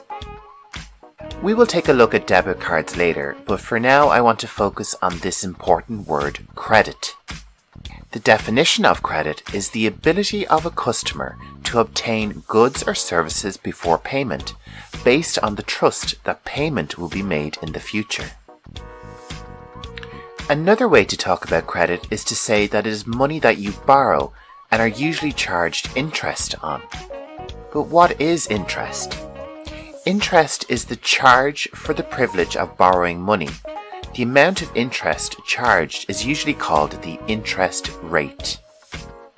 Something which you are commonly charged interest on is called a loan. A loan is a sum of money that is expected to be paid back with interest. Let's use some of these words in a sentence.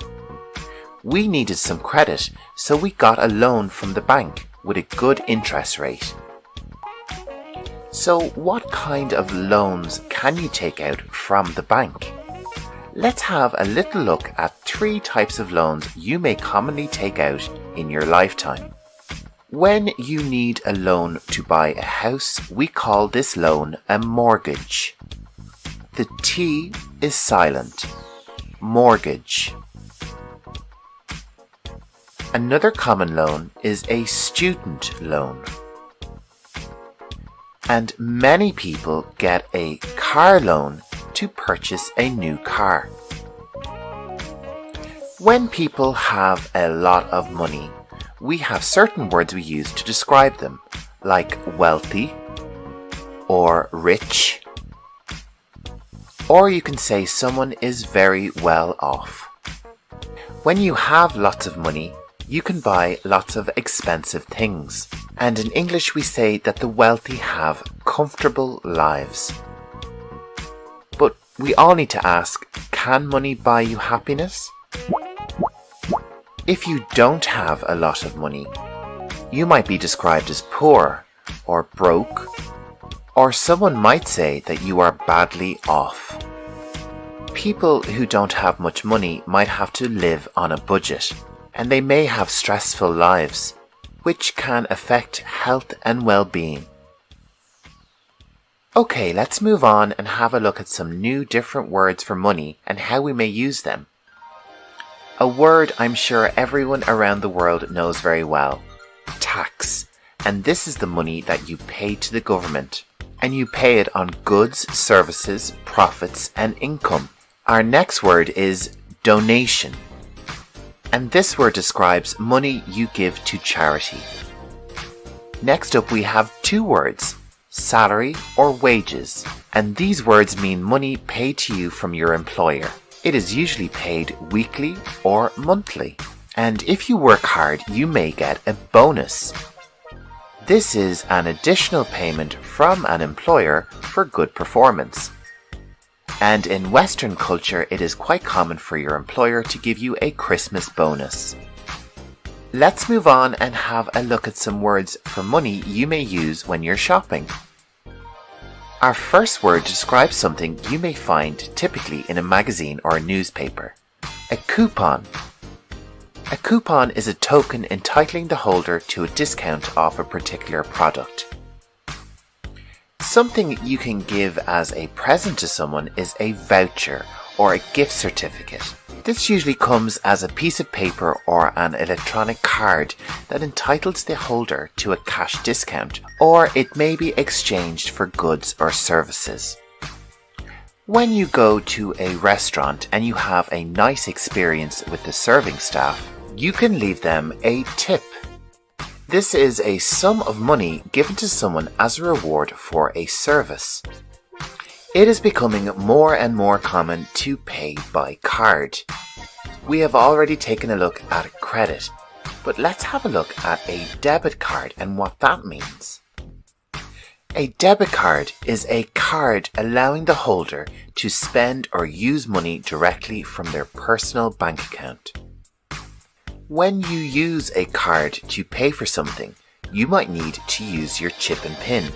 This is a way of paying for goods by debit or credit card, whereby one enters one's personal identification number into an electronic device. Another way which is becoming very common is tap and pay. This is a form of payment that allows a customer to tap a card or device against a card reader to pay instead of inserting a card. And by device we usually mean a phone or maybe even a watch. Can you believe that brings us to the end of our vocabulary lesson?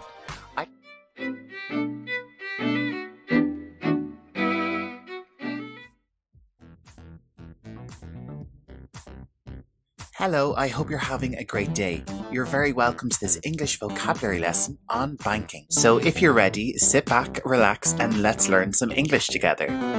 The first word we will look at today is, of course, bank. It is a verb and a noun, but we will take a look at the noun definition first. A bank is a financial institution. It uses money deposited by customers for investment. It pays out money when required.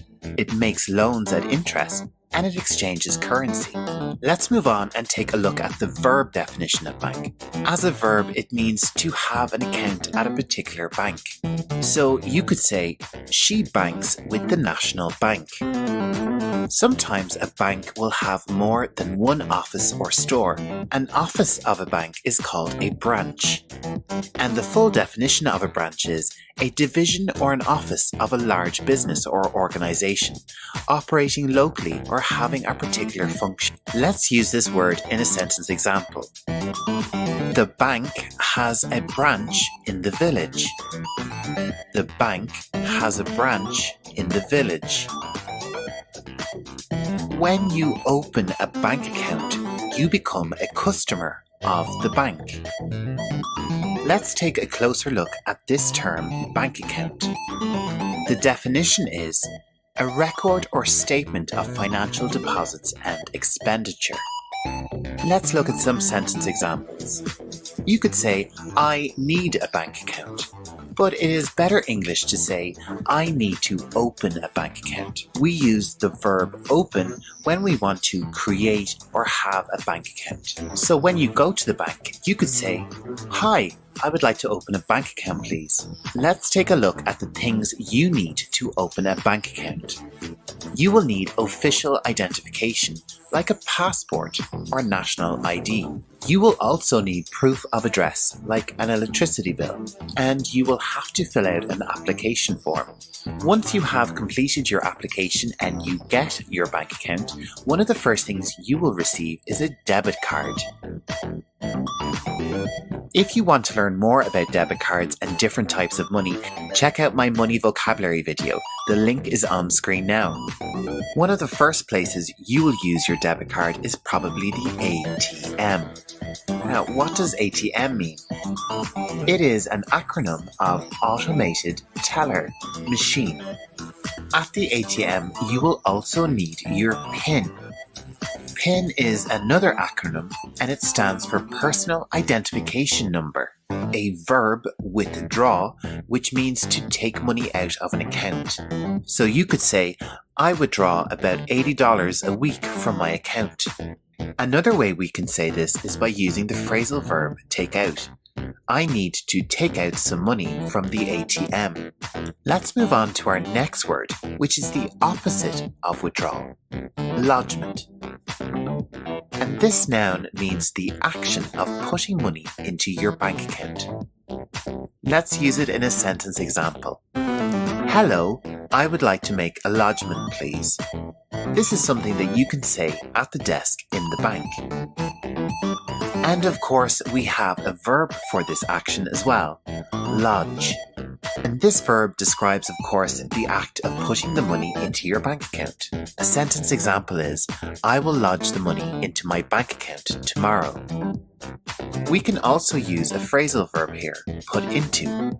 I put some money into my account yesterday. Coming up next, I have a question for you. How much money do you have? To answer this question, you will need to know what the word balance means. In financial terms, this noun means the amount of money held in a bank account. So to know your balance, you could say, I should check my balance later. If you don't have very much money, you could say, my bank balance is very low. Or if you have lots of money, a nice way to say it is, my account balance is pretty healthy. There are so many banking terms that I couldn't fit them all into this video, so I've decided to make another video on banking terms. Our first banking term is credit transfer. And this is a direct payment of money from one bank account to another. Let's take a look at an example conversation. Can you send me the money by credit transfer? And the reply could be, I will transfer the money to your account straight away. Our next banking term also involves money leaving your account, direct debit. And the definition is an arrangement made with the bank that allows a third party to transfer money from a person's account on agreed dates, typically in order to pay bills. Let's take a look at an example sentence. I pay my phone bill by direct debit every month. One more time. I pay my phone bill by direct debit every month. Our next banking term is standing order. And this is an instruction to a bank by an account holder to make regular fixed payments to a particular person or organization. You could say, I organized a standing order with my bank to pay my rent every month. Next up, I have a question for you. What are bank charges? Not sure?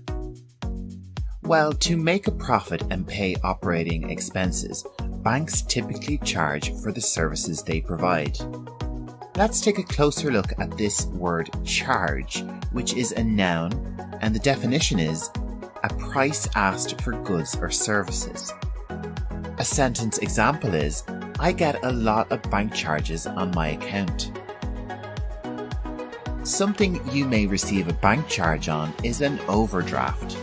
This is a shortfall in a bank account caused by drawing more money than the account holds. When you are low on money in your account, some banks will allow you to spend more money than you have. When you have a balance of less than zero, we call this a minus amount. A sentence example could be, I have an overdraft on my account at the moment. Or we could use the adjective overdrawn. I am overdrawn on my bank account at the moment. Something else you can say is, I paid off my overdraft last week. Here we are using the phrasal verb paid off. And in relation to banking, paid off means the act of giving a bank or a person all the money that you owe them. Something else you could pay off is a loan. A loan is a thing that is borrowed, especially a sum of money that is expected to be paid back with interest. A sentence example is, I got a loan from the bank so I could go on a dream vacation. We can also use the verb to borrow. I borrowed some money from the bank so I could go on vacation. With bank accounts, there are generally two different types, a savings account or a checking account. A checking account is what they call it in America, and in British English it is called a current account. Let's take a closer look at a savings account. The definition is a bank account where you save your money. You could also say that savings accounts are designed for earning interest on your money. Now, I've just mentioned three important words: savings, save, and interest. So let's take a closer look at save first, and we'll come back to the other two. Save is a verb, and it means to keep and store up something, especially money, for future use. In a sentence example, we could say, I save my money in my savings account every month. Let's move on to our next word, which is saving. This is the gerund or present participle tense of the verb save. As an example, we could say, I am saving my money. We also have a very similar word, which is a noun, savings. And this plural noun means the money one has saved, especially through a bank or official scheme. You could say, I keep my savings in my bank account. The next word we're going to look at is interest. So, what is interest? Let's take a look at the definition. Interest is money paid regularly at a particular rate for the use of money given as a loan or credit. There are two ways to think about interest. It is money the bank will charge you on a loan or on an overdraft. But it is also what we call the money the bank will pay you on savings and investments. So one person may say, my bank charged me a lot of interest on my overdraft, while another may say, I earned some money from the interest on my savings. Can you believe that brings us to the end of another vocabulary lesson?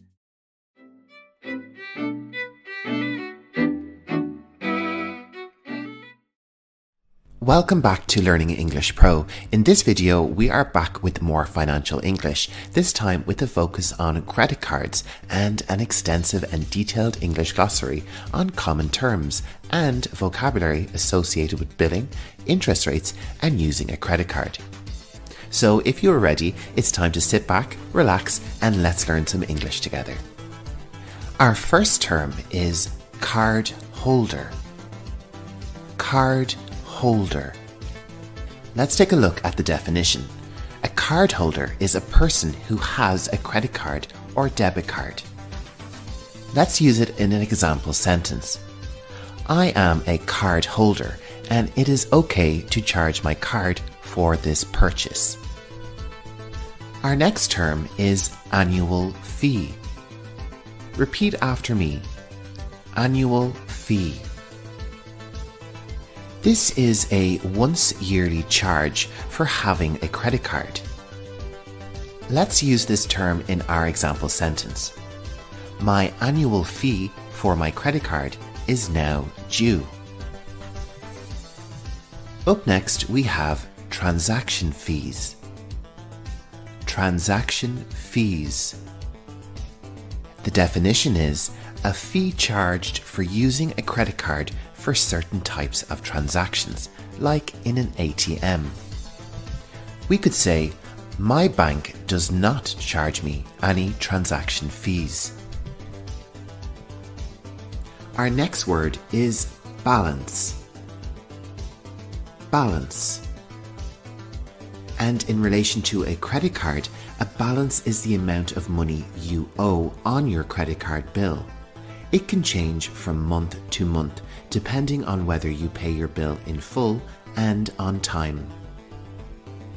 Our example sentence is, thankfully the balance on my credit card is low at the moment. If you have a high balance on your credit card, you may want a balance transfer. Repeat after me. Balance transfer. This is a transfer of debt from one credit card to another, and you usually do this for a fee.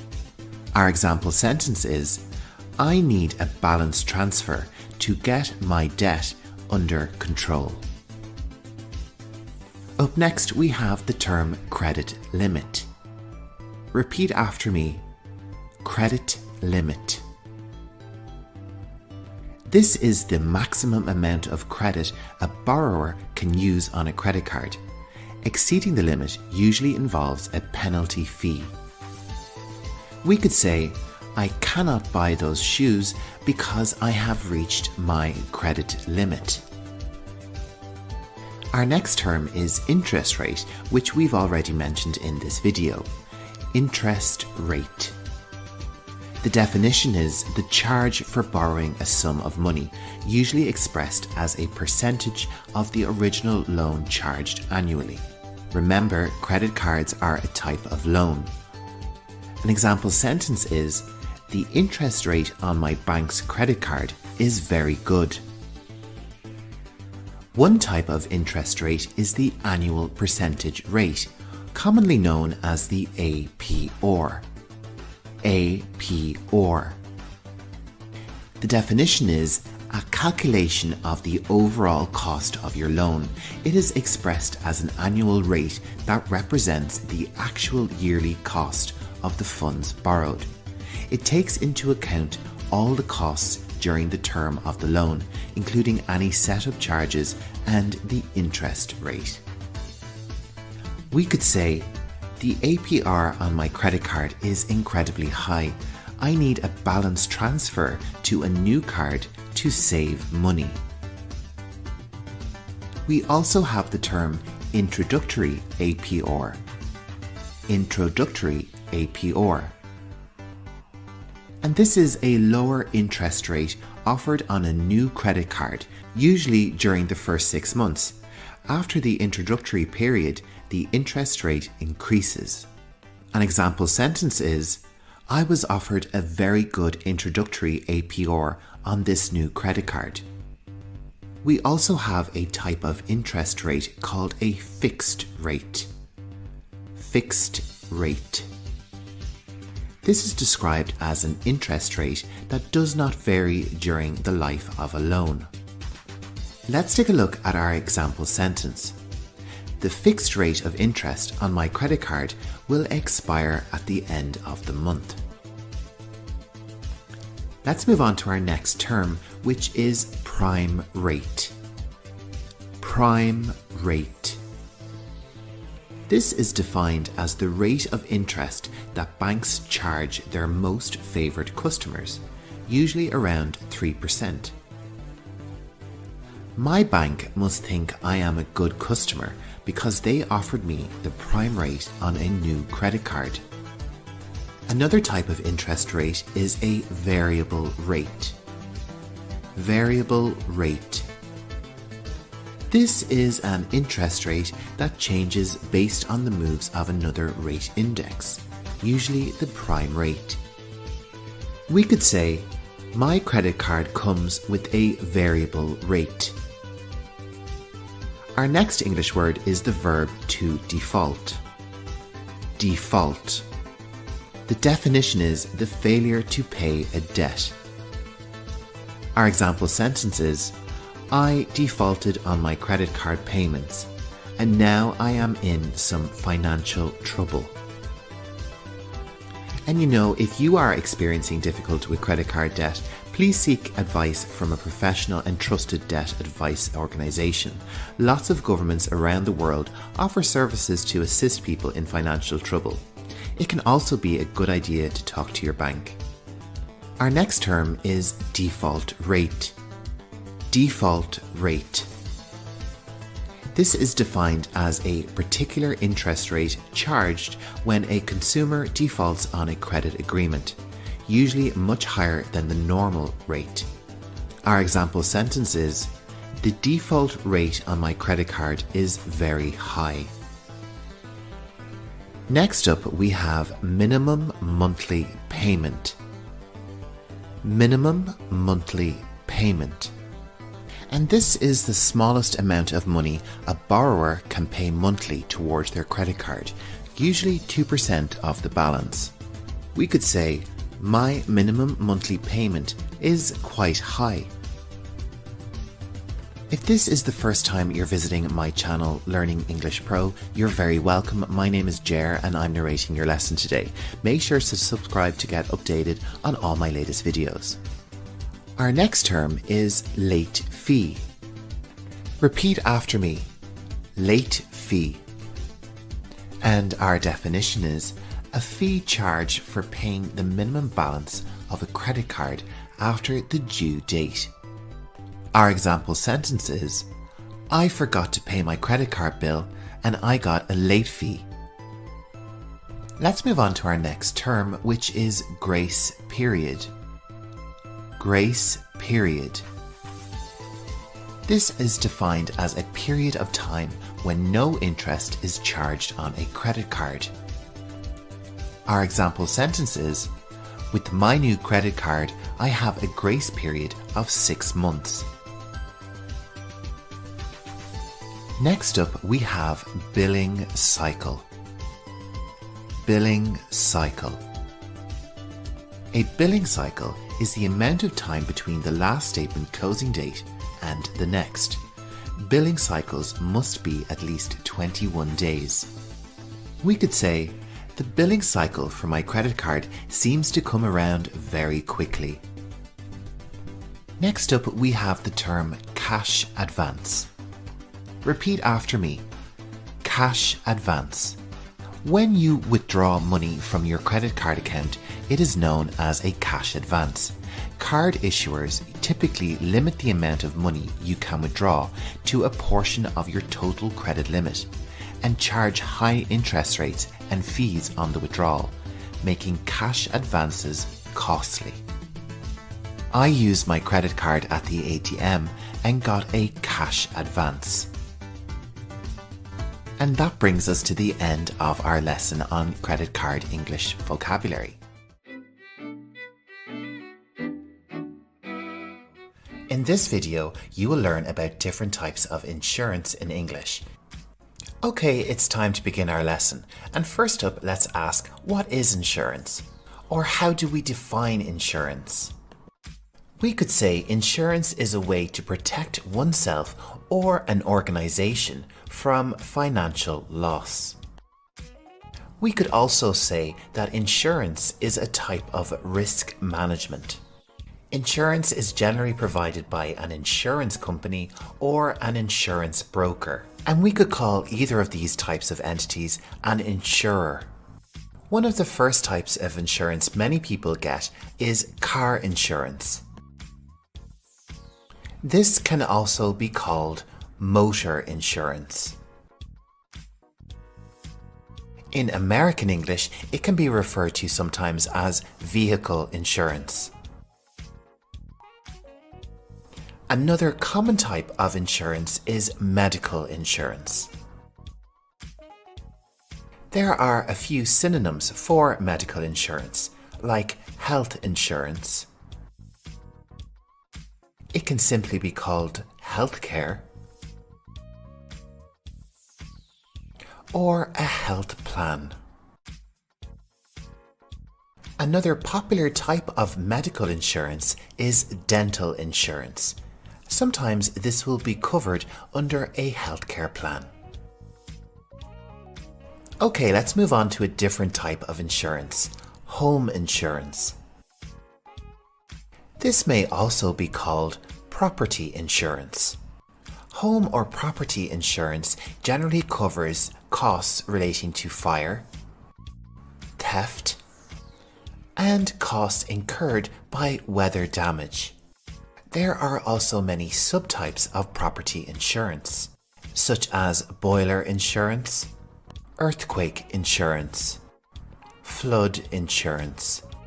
There is also landlord insurance and renters insurance. And we have windstorm insurance, which covers damage from hurricanes and tornadoes. Another way to protect your home if you have a mortgage is mortgage protection. This type of insurance is designed to pay off your mortgage if you were to pass away.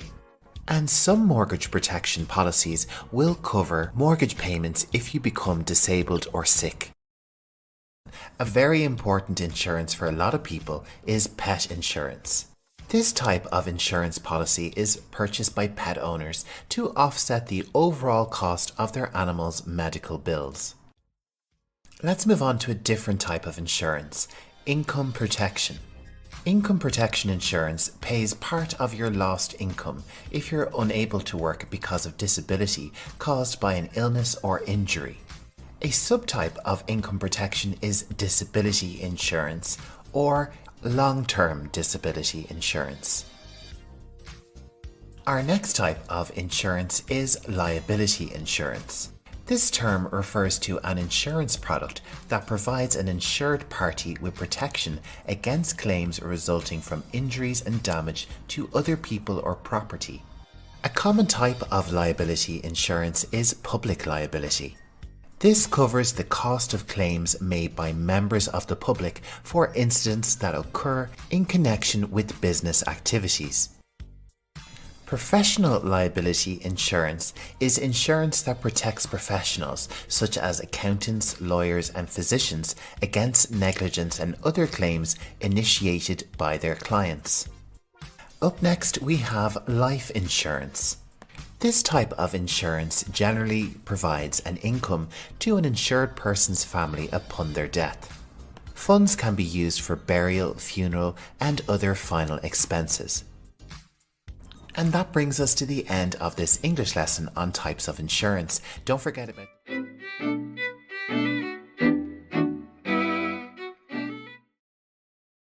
Hello there, English learners. Welcome back to Learning English Pro. Today we're diving into an essential topic for anyone planning to rent in the USA.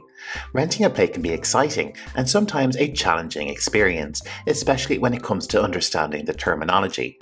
In this video, we'll explore 15 key terms and words that will help you navigate the rental process with confidence. So let's get started, and first up we have the lease agreement. This is a legal document that outlines the terms and conditions of the rental arrangement between you and your landlord. It includes details such as the rent amount, lease duration, and the rules for the property. Next, we have the security deposit. This is a sum of money you pay upfront to the landlord as a security against any potential damages to the property. It's refundable at the end of your lease if the property is in good condition. When you're interested in a rental, you'll likely need to fill out a rental application. This form provides information about you, your income, and references, which helps the landlord assess your eligibility as a tenant. Utilities are essential services like water, electricity, and gas. It's important to clarify whether these are included in your rent or if you'll be responsible for paying for them separately. A tenant is the person who rents and occupies the property. That's you.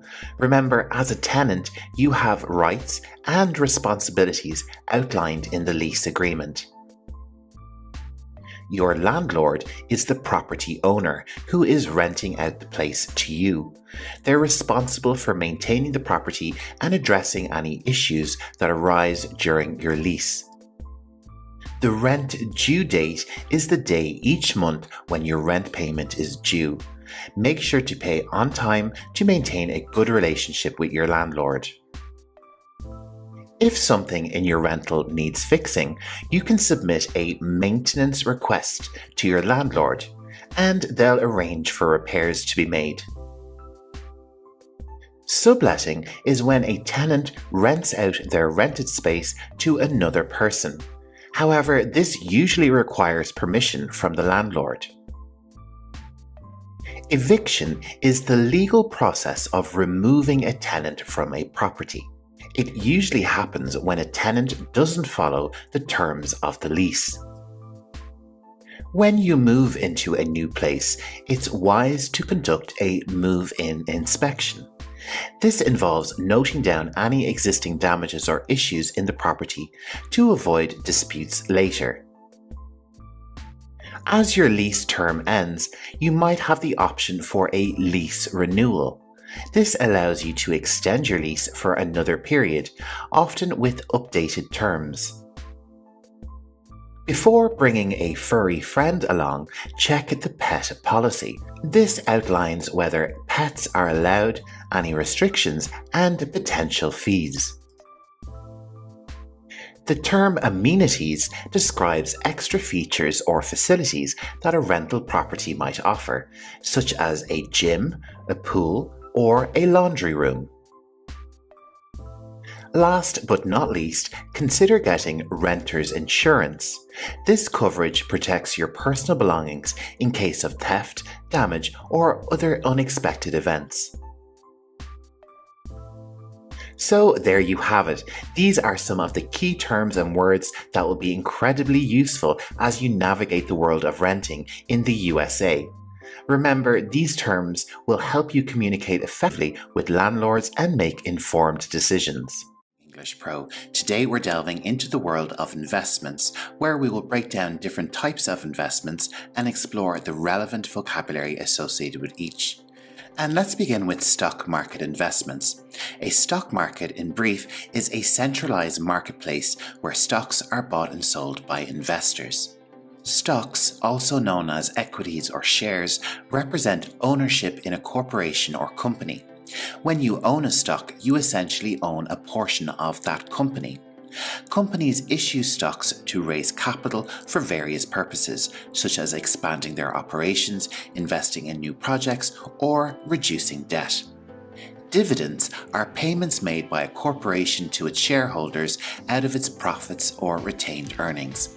These payments are typically distributed regularly, often on a quarterly basis, as a way for the company to share its financial success with its investors. And a portfolio is the collection of stocks and securities owned by an investor. Let's move on to bond investments, which are known for their stability. Here are some relevant terms. Bonds are debt securities. This is where an investor loans money to an entity in exchange for periodic interest payments and the return of the bond's face value at maturity. The coupon rate is the interest rate that a bond pays annually, and the maturity date is the date when a bond's principal is due to be repaid. Now let's take a look at a category that encompasses both stocks and bonds, securities. These are financial instruments representing ownership or financial interest in various entities. They play a crucial role in investment markets, offering a wide range of opportunities for investors. Real estate investments involve properties, where you buy properties in order to generate additional income or capital. The term real estate means land and any property attached to it. A common way to gain income from real estate investments is rental income. This is money earned by leasing or renting out your investment properties. Property management is an important aspect of real estate investment, and it relates to the administration, operation, and oversight of real estate properties on behalf of property owners or investors.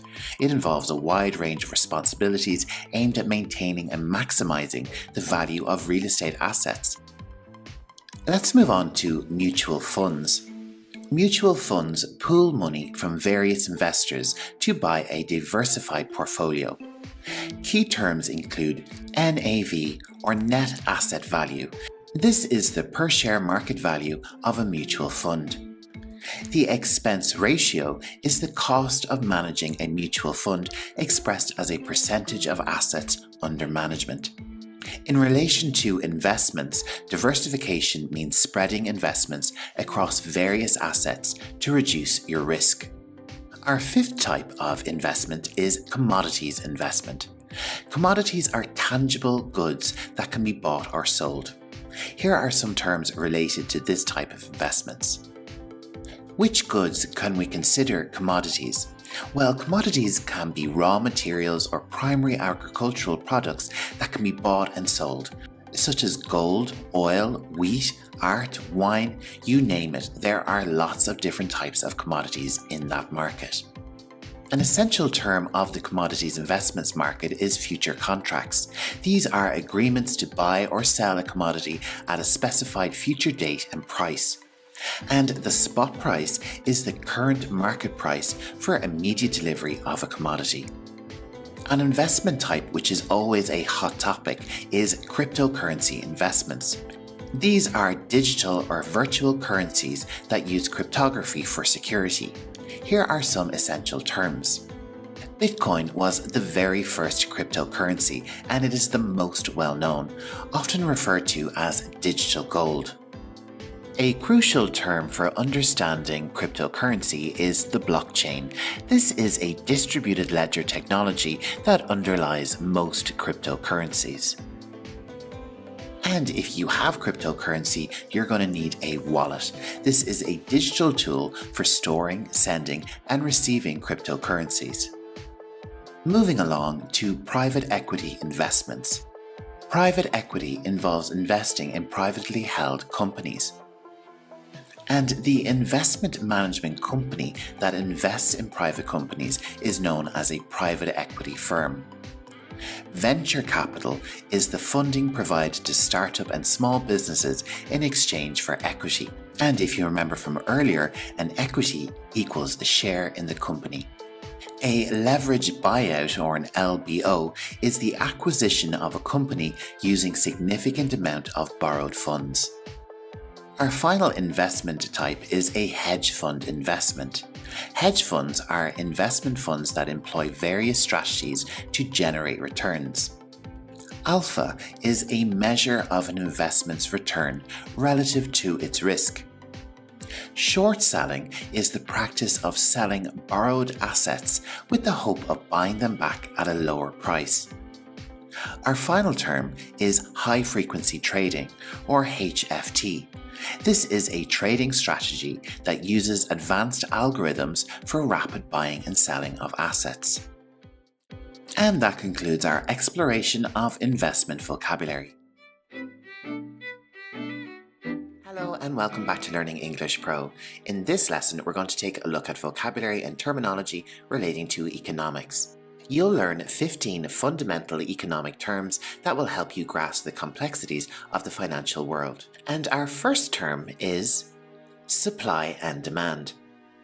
These are fundamental forces that dictate the prices of goods and services in a market.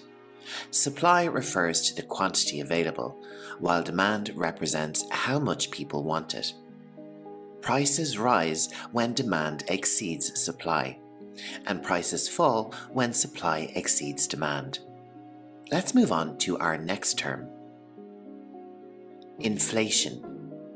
Inflation is the increase in the general price level of goods and services over time, resulting in the loss of purchasing power for a currency. It's measured by the Consumer Price Index, or the CPI, which we'll get into later. The opposite of inflation is deflation. This is where prices decrease over time. It can lead to reduced consumer spending and economic stagnation. Gross Domestic Product, or GDP, measures the economic performance of a country. It's the total value of all goods and services produced within a nation's borders in a given time period. A related term is GDP per capita. This is the average income of a country's citizens and is calculated by dividing the GDP by the population. It reflects the standard of living in a nation. Let's move on to our next term, fiscal policy. This involves government actions concerning taxation and expenditure to influence the economy. Governments use fiscal policy to stabilize economic growth, control inflation, and reduce unemployment. Another type of policy you may hear about in economics is monetary policy. This is the management of the money supply and interest rates by a central bank.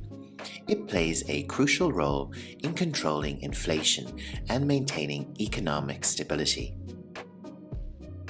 A recession is a significant decline in economic activity, often marked by reduced consumer spending, business investments, and high unemployment rates. A budget deficit happens when a government spends more money than it collects in taxes. It's usually funded by borrowing, leading to national debt. A trade balance refers to the difference between a country's exports and imports. A trade surplus happens when a country exports more than it imports, while a trade deficit is the opposite. Let's move on to look at different types of economies. A market economy is where prices are determined by supply and demand, and private individuals and businesses make most of the economic decisions. A mixed economy combines elements of both free market capitalism and government intervention. Governments regulate certain industries and provide essential services. Our next term is opportunity cost. This is the value of the next best alternative that must be forgone when a decision is made to allocate resources to one option instead of another. The Consumer Price Index, or CPI, measures changes in the cost of a basket of goods and services over time. It's used to gauge inflation and cost of living adjustments. Our final term is entrepreneurship.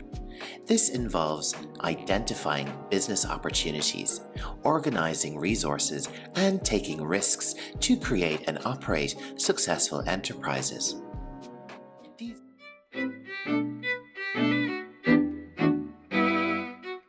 English Pro. Today we're diving into the world of stock market investments and expanding your financial vocabulary. So whether you're an aspiring investor or simply curious about stock market, this video is for you. Let's cover the basics. Stock markets are essential platforms where investors buy and sell ownership in companies. They help businesses raise capital, provide liquidity for investors, and set stock prices based on supply and demand.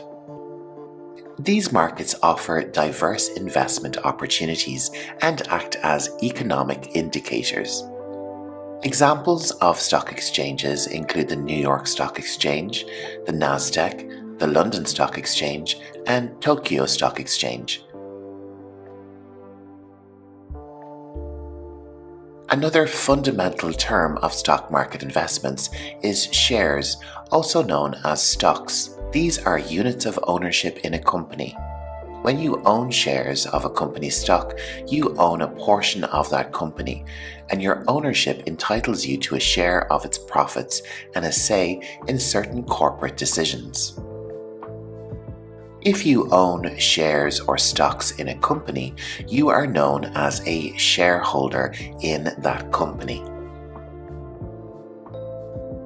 Dividends are payments made by a company to its shareholders as a reward for owning its stock. These payments come from the company's profits and are typically distributed regularly, providing shareholders with a portion of the company's earnings. Our next term is bull market. A bull market is a period in the financial markets characterized by rising stock prices, optimism amongst investors, and overall confidence in the economy. It's a time when investments tend to perform well, and there is a general belief that the upward trend will continue. The opposite of a bull market is a bear market. It's a period in the financial markets characterized by declining stock prices, pessimism amongst investors, and a lack of confidence in the economy. During a bear market, investments tend to not perform very well, and there is a belief that the downward trend will continue. Let's move on to portfolio. This is a collection of investments, such as stocks, bonds, and other assets, held by an individual or entity to achieve diversification and manage risk in their overall investment strategy. Portfolio diversification involves spreading your investments across different asset classes, such as stocks, bonds, and real estate, to reduce risk, as different types of investments may perform differently under various economic conditions, ultimately helping to achieve a more balanced and stable investment strategy. Stocks analysis is the process of evaluating stocks for investment, often using fundamental and technical analysis. Let's take a look at some of the ways stocks are valued. First up, we have the PE ratio. This is price to earnings ratio. This valuation metric is calculated by dividing a stock's price by its earnings per share. Another analysis metric is market capitalization. When you multiply the stock price by the number of shares, you get the total value of a company's outstanding shares of stock.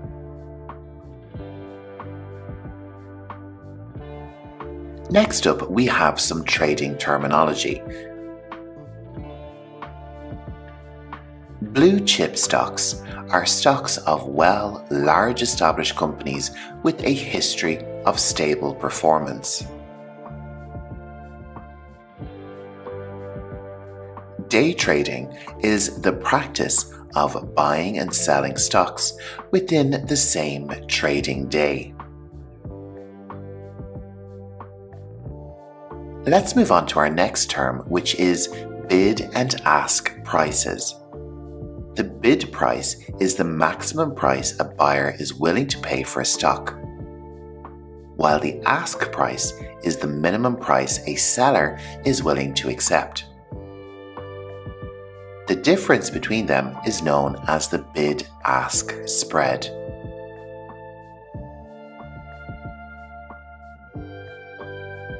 The term volume refers to the total number of shares traded in a specific stock or the entire market within a given time frame. It can indicate the level of interest and liquidity in a stock.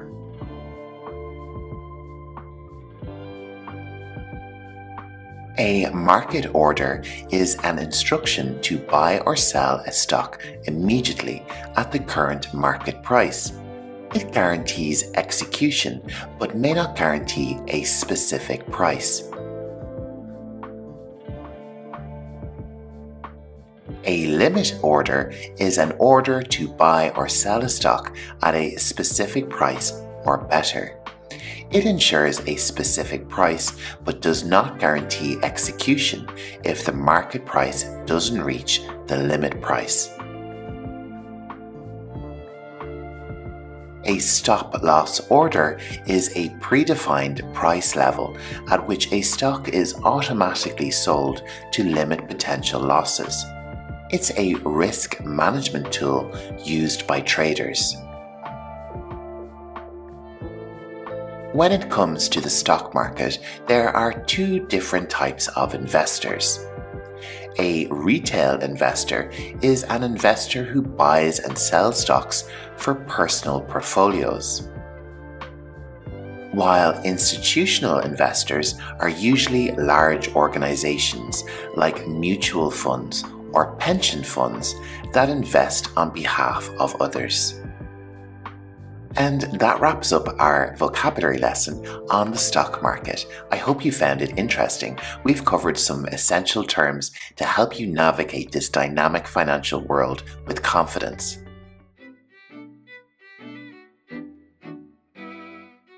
Today, we've got an essential vocabulary lesson on real estate. So if you're ready, let's dive in.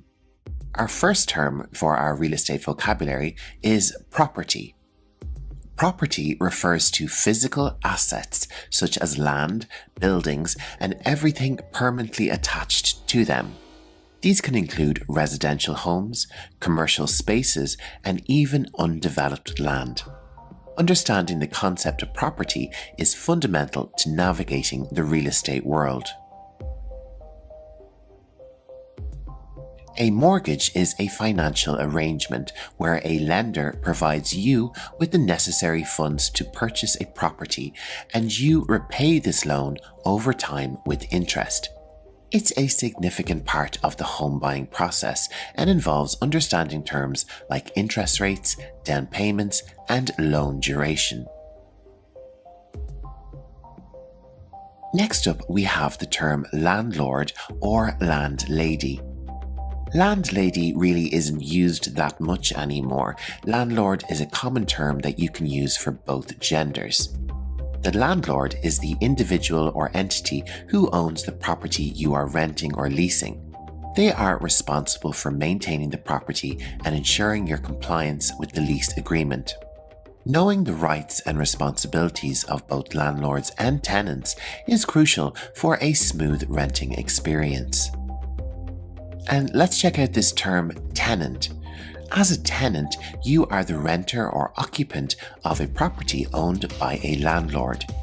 Tenants pay rent to landlords in exchange for the use of the property. An important term in real estate is lease. A lease is a legally binding contract that outlines the terms and conditions of your tenancy. It specifies the duration of your stay, rent payments, and any rules or regulations you must follow while living in the rented property. Leases can vary in length and complexity, so it's important to thoroughly read and understand the terms before signing. Residential properties are real estate assets designed for living, such as houses, apartments, and condominiums. While commercial property refers to real estate specifically used for business or income-generating purposes. This category includes properties like office buildings, retail spaces, industrial facilities, and warehouses. Let's move on to investment property. These are real estate assets purchased with the intention of generating income or making a profit. These can include rental properties, commercial real estate, or properties bought for future resale. Knowledge of investment property strategies is essential for real estate investors and real estate agents. A real estate agent is a professional who assists individuals in buying or selling property.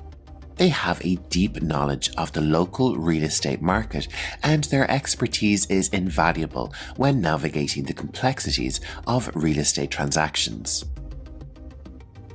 An appraisal is a professional assessment of a property's value. It is often conducted when buying or refinancing a property. An appraisal is often carried out by a real estate agent. Let's move along to our next term, foreclosure. Foreclosures happen when a property is repossessed by the lender due to the borrower's failure to make mortgage payments. It is a legal process that can result in the property being sold at auction. We are working our way through the word list, but don't forget I have a wide range of videos covering different types of property investments available on my channel page, and I have some of them linked in the video description below.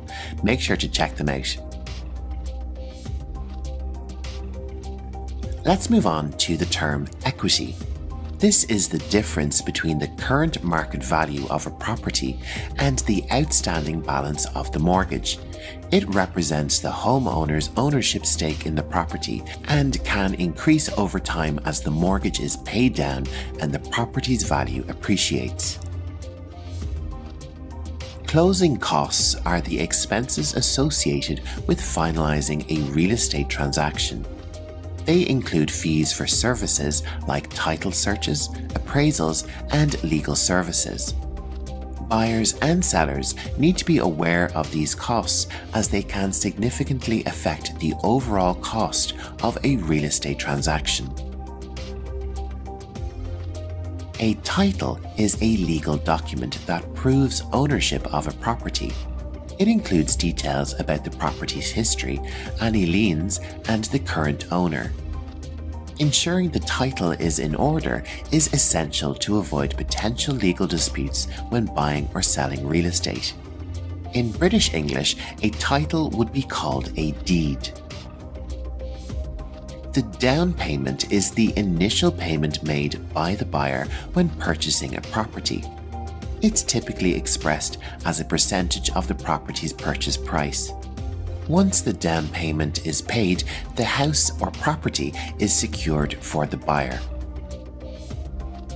A home inspection is a thorough examination of a property's condition, usually conducted by a licensed inspector. It helps buyers identify any potential issues or needed repairs before finalizing a purchase. A quality home inspection can save buyers from unexpected costs and problems.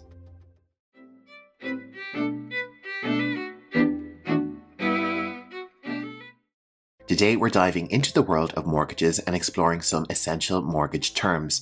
Whether you're a first-time home buyer or simply looking to understand the process better, this video is for you. Our first term is the subject of our video, mortgage.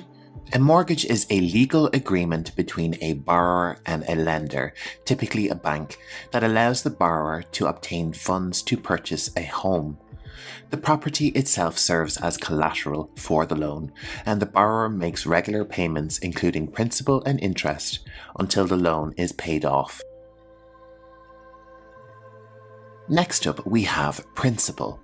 The principal is the initial amount borrowed in a mortgage. It's the base amount on which interest is calculated.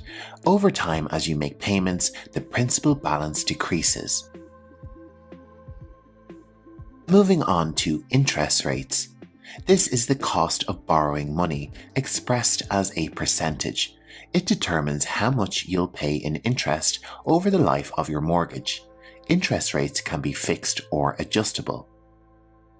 A fixed-rate mortgage has a consistent interest rate throughout the life of the loan. It offers stability and predictable monthly payments.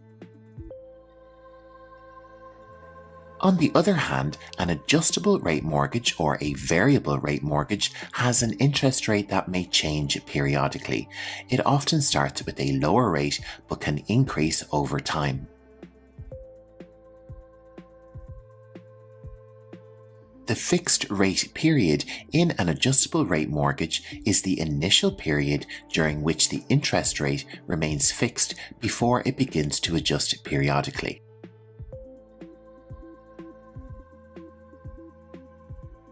Let's move on to down payment. The down payment is the initial amount paid by the home buyer when purchasing a property. It's typically a percentage of the home's purchase price, and a larger down payment often leads to more favorable mortgage terms. Our next term is amortization. It's the process of paying off your mortgage over time through regular payments, which include both principal and interest. Over the life of the loan, the proportion of principal and interest in each payment changes.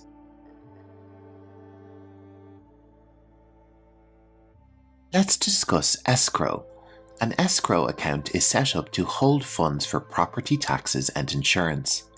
Part of your monthly mortgage payment goes into this account to ensure these expenses are paid when due.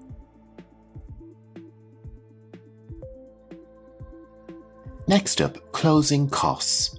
These are fees and expenses associated with finalizing a mortgage and the purchase of a home. Closing costs include charges for services such as appraisal, title search, and legal fees.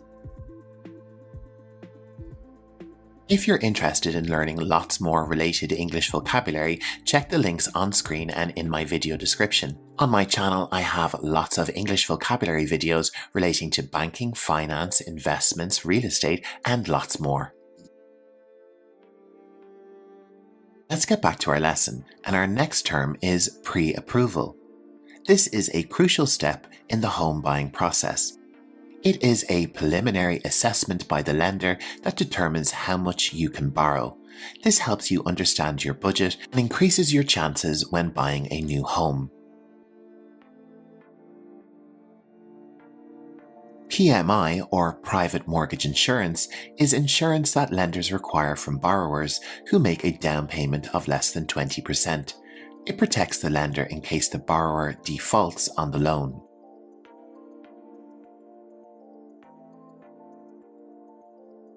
Refinance refers to the process of obtaining a new mortgage to replace an existing one. It's often done to secure a better interest rate or to change the terms of the loan. Our next term is equity. Your equity is the portion of your home's value that you own outright. It's the difference between the home's current market value and the outstanding balance on your mortgage. An appraisal is a professional assessment of a property's value. It's often required by lenders to ensure the property's worth is sufficient to cover the loan amount. Foreclosure is a legal process in which a lender takes possession of a property due to the borrower's failure to meet their mortgage obligations. It typically leads to the sale of the property to recover the loan amount. Our next term is closing disclosure. This is a document provided to the borrower at least 3 days before the mortgage closing. It outlines the final terms and costs of the loan, ensuring transparency in the transaction.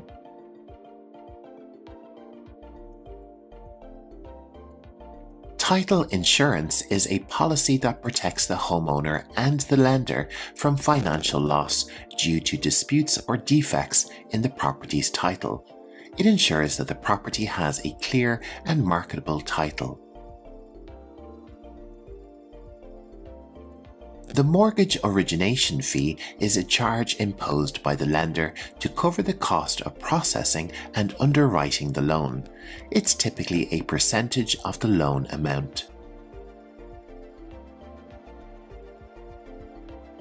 A home equity line of credit is a type of loan that allows homeowners to borrow against the equity in their home.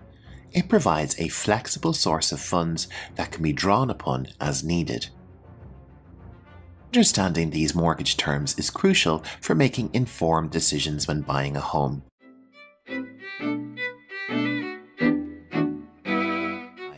In today's lesson, we'll be diving into a topic that's essential for many of us, buying a car. Whether you're a beginner or looking to enhance your English, this lesson will equip you with the necessary vocabulary and phrases for this important activity. Let's begin with some essential car buying vocabulary. Remember, you can always pause and rewind the video to practice these words and phrases. Let's look firstly at different types of cars which people commonly buy. This is a sedan. A sedan is a 4-door passenger car with a trunk or boot that is separate from the passenger's compartment. Our next car type is an SUV. SUV stands for Sports Utility Vehicle. It refers to a type of car that sits high off the ground and which often has four-wheel drive and rugged styling. A convertible is a passenger car that can be driven with or without a roof in place. The methods of retracting and storing the roof vary among eras and manufacturers. A hatchback is a type of car with a rear door that swings upwards. This provides access to a cargo area in the main interior of the car rather than a separated trunk like a sedan. And next up we have a pickup truck, or simply known as a pickup. This is a light-duty truck that has an enclosed cabin. And it also has a back end made of a cargo bed that is enclosed by 3 low walls with no roof. Let's move on to take a look at some words relating to car parts. The heart of the car is the engine. This is the part that converts the energy of the fuel into mechanical energy and produces the power which makes the car move forward or backwards. In a car, a transmission or a gearbox acts as the medium that transmits power generated by the engine to the wheels via a mechanical system of gears and gear trains.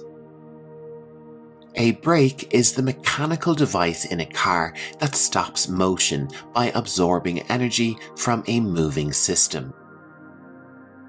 The steering wheel is the wheel that a driver rotates in order to steer or drive a car. The steering wheel is connected to the dashboard. The dashboard in a car is the panel facing the driver's seat where most of the instruments, switches, and information are. A car dashboard monitors vehicle speed, and engine temperature. A car's tires can be an important consideration when purchasing. This is the rubber covering placed round a wheel to form a soft contact with the road. This word has different spellings in American and British English, which you can see on screen right now. Let's move on and take a look at some of the documents you may need when thinking about getting a new car.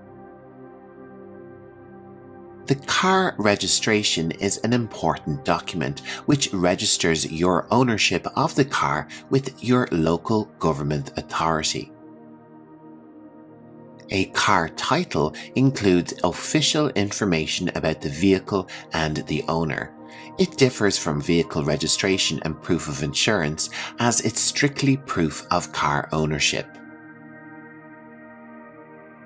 Car insurance covers damage to your vehicle and protects you financially if you're liable for someone else's injuries or damages. It can also pay for medical bills if you or your passengers are injured in an accident or if you're hit by a driver who is uninsured or underinsured. A car loan is an agreement between you and a lender that says they will give you money to buy a car. In return, you'll pay them back with interest in an agreed upon period of time.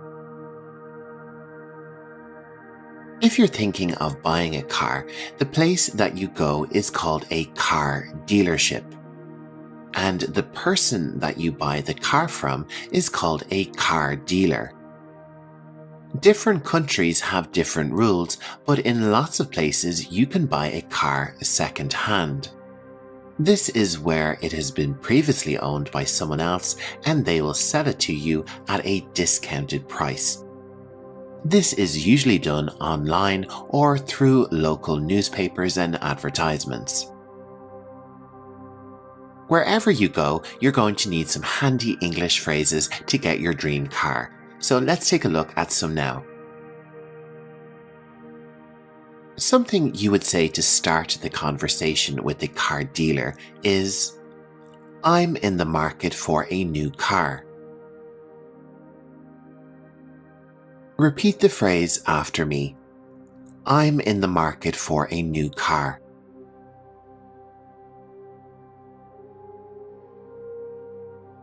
If you see a car that you like and you want to know how much it is, you would say, "What's the asking price?" What's the asking price?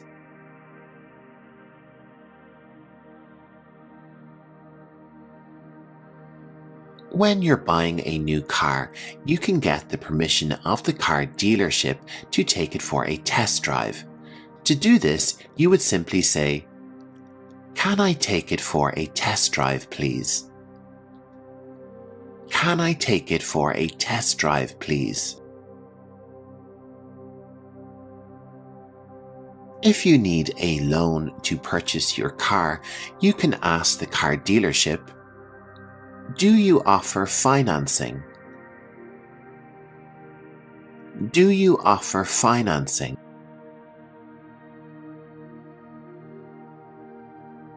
Lots of new cars and sometimes second-hand cars will come with a guarantee. This means that if anything goes wrong with the car within a certain period of time, the car dealership will repair or replace the parts. If you want to check if your car comes with this, you could ask, "Is there a warranty?" Is there a warranty? So you see a car that you like and you want to know more about it. What could you ask the dealer? "Hi, I'm interested in the sedan over there. Can you tell me more about it?" Listen and repeat after me. "Hi, I'm interested in the sedan over there. Can you tell me more about it?"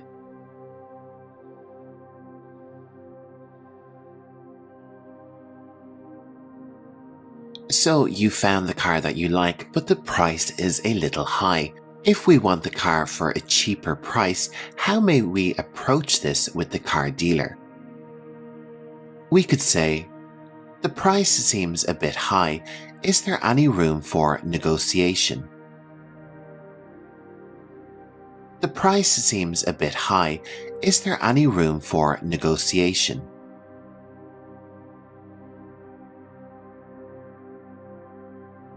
Before we wrap up, here are some important tips when buying a car. Number 1. Research. Always research the make and the model of the car you want. A budget is really important when coming to buying a car, so it's important to set a budget, a limit on what you want to spend, and stick to that. If you find a car that you really like, make sure to check its vehicle history. This is an important check on the car's history report. It can tell you things about the car that may change your mind about buying it. When it comes to buying a second-hand car, it's important to get an inspection. This is having a trusted mechanic check over the car to make sure everything is okay. To guarantee a smooth sale, ensure all the documents we've discussed in this lesson are in order. And that's it for today's lesson on buying a car and essential vocabulary and phrases. I hope you found it helpful. In this English lesson, we'll be taking a look at some intermediate banking terms. These terms are a little bit more advanced, but I will break them down for you in the following ways. For each of the 15 banking terms that you'll learn today, we'll cover pronunciation, definitions, and example sentences. So with all of that business out of the way, let's begin our lesson on banking terms. Our first term is mortgage. Now this word has a silent T, which I've highlighted in the word. Let's check our pronunciation. Mortgage. A mortgage is like a long-term loan, specifically for buying property. When you get a mortgage, the bank lends you the money to buy a house or apartment, and you agree to pay it back over many years, often 15 to 30. The property itself serves as security for the loan, which means if you can't make the payments, the bank could take the property back. Let's move on and take a look at our example sentence. After years of saving for a down payment, we're finally applying for a mortgage to buy our dream home. Our second term is equity. Repeat after me. Equity. Think of equity as your piece of a financial pie. For example, if you own a house, the equity is the part of the house's value that you actually own. It's the difference between the value of the property and what you still owe on any mortgages. Equity can also refer to ownership in a company through stocks. Let's move on and take a look at our example sentence. I've been paying the mortgage for 10 years, so I've built up considerable equity in my house. Our next term is collateral. Repeat after me. Collateral. Collateral is something valuable that you promise to give your lender if you can't pay back a loan. It's like saying, if I can't pay you back in cash, you can take this item instead.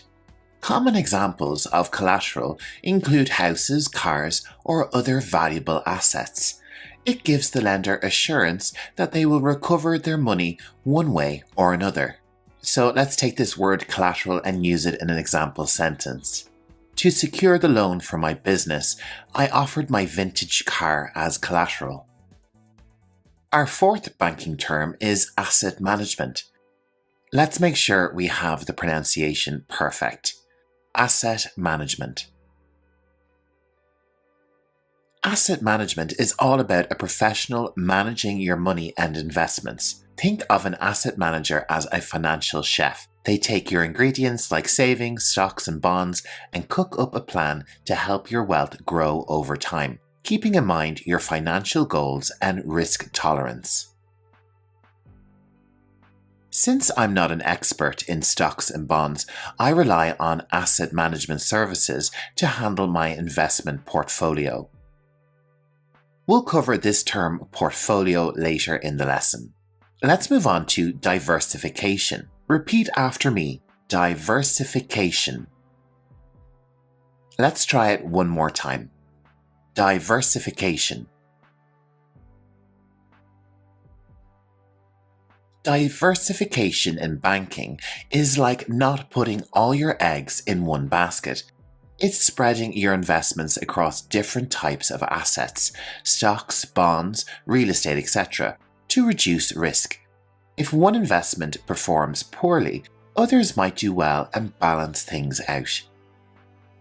Our example sentence is, my financial advisor suggested diversification of my investments to protect against market swings. Our sixth term is liability. Repeat after me. Liability. In banking, a liability is essentially any money you owe. This could be a loan, mortgage, or even money you've promised to pay in the future. It's an obligation you're legally required to fulfill. Understanding your liabilities is crucial for managing your financial health. Right now, paying off my credit card debt is my main financial liability. Our seventh banking term is credit rating. Repeat after me. Credit rating. Your credit rating is a score that tells lenders how good you are at paying back money you've borrowed. It's like a report card for your finances. A high credit rating means you're a low-risk borrower, which can help you get loans with better interest rates. On the other hand, a low credit rating can make borrowing more expensive or even impossible. Let's check out our example sentence. I'm working to improve my credit rating by paying bills on time and reducing my debt. Let's check out the pronunciation of our next term. Principal. Principal. In the context of banking, the principal is the original sum of money borrowed in a loan or the amount of the investment. It doesn't include the interest or additional fees. So when you start repaying a loan, part of your payments go towards reducing the principal and part go towards the interest. Over time, as I keep making payments on my car loan, the principal amount decreases. Our ninth term is annual percentage rate, often referred to as APR. So we have annual percentage rate or APR. APR is like the true cost of borrowing money, expressed as a yearly interest rate. It includes not just the interest rate, but also any additional fees or charges associated with the loan. So it's a more complete picture of what you'll actually pay. When comparing loan offers, I always check the APR to understand the full cost of borrowing. Another important banking term is compound interest. Repeat after me. Compound interest. Compound interest is when you earn interest not just on your initial investment or principal, but also on the interest that has been added to it over time. It's like your savings growing exponentially because the interest you earn each year also starts earning interest. Thanks to compound interest, my savings account balance has grown more than I had initially calculated. Let's move on to our next term, which is liquid assets. Repeat after me. Liquid assets. Liquid assets are things you own that can be quickly and easily turned into cash without losing value. This includes things like money in savings accounts or stocks that can be sold on short notice. They're called liquid because they can flow easily into cash. I always keep a portion of my investments in liquid assets for emergencies. Next up, we're going to look at two different types of interest rate. First up, we have fixed interest rate. Repeat after me. Fixed interest rate. A fixed interest rate means the interest rate on your loan or savings account won't change over a set period. It's predictable, like a fixed menu in a restaurant. You know exactly what you're getting and what it will cost you, with no surprises. Our example sentence is, I chose a loan with a fixed interest rate, so my monthly repayments will stay the same. The other type of interest rate is a variable interest rate. Repeat after me, variable interest rate. In contrast to the fixed interest rate, a variable interest rate can change over time based on the market or an index. It's a bit like the weather. Sometimes it's sunny, rates go down, and sometimes it's rainy, rates go up. This can affect your loan payments or savings earnings.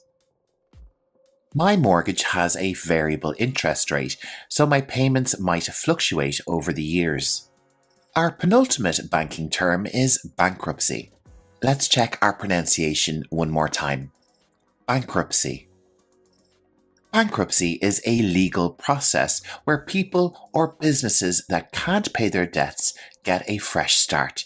The process involves legally declaring the inability to pay off debts. While it can relieve debt pressure, it also impacts credit ratings and the ability to borrow in the future.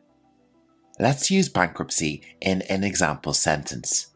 The company filed for bankruptcy after failing to recover from its financial losses.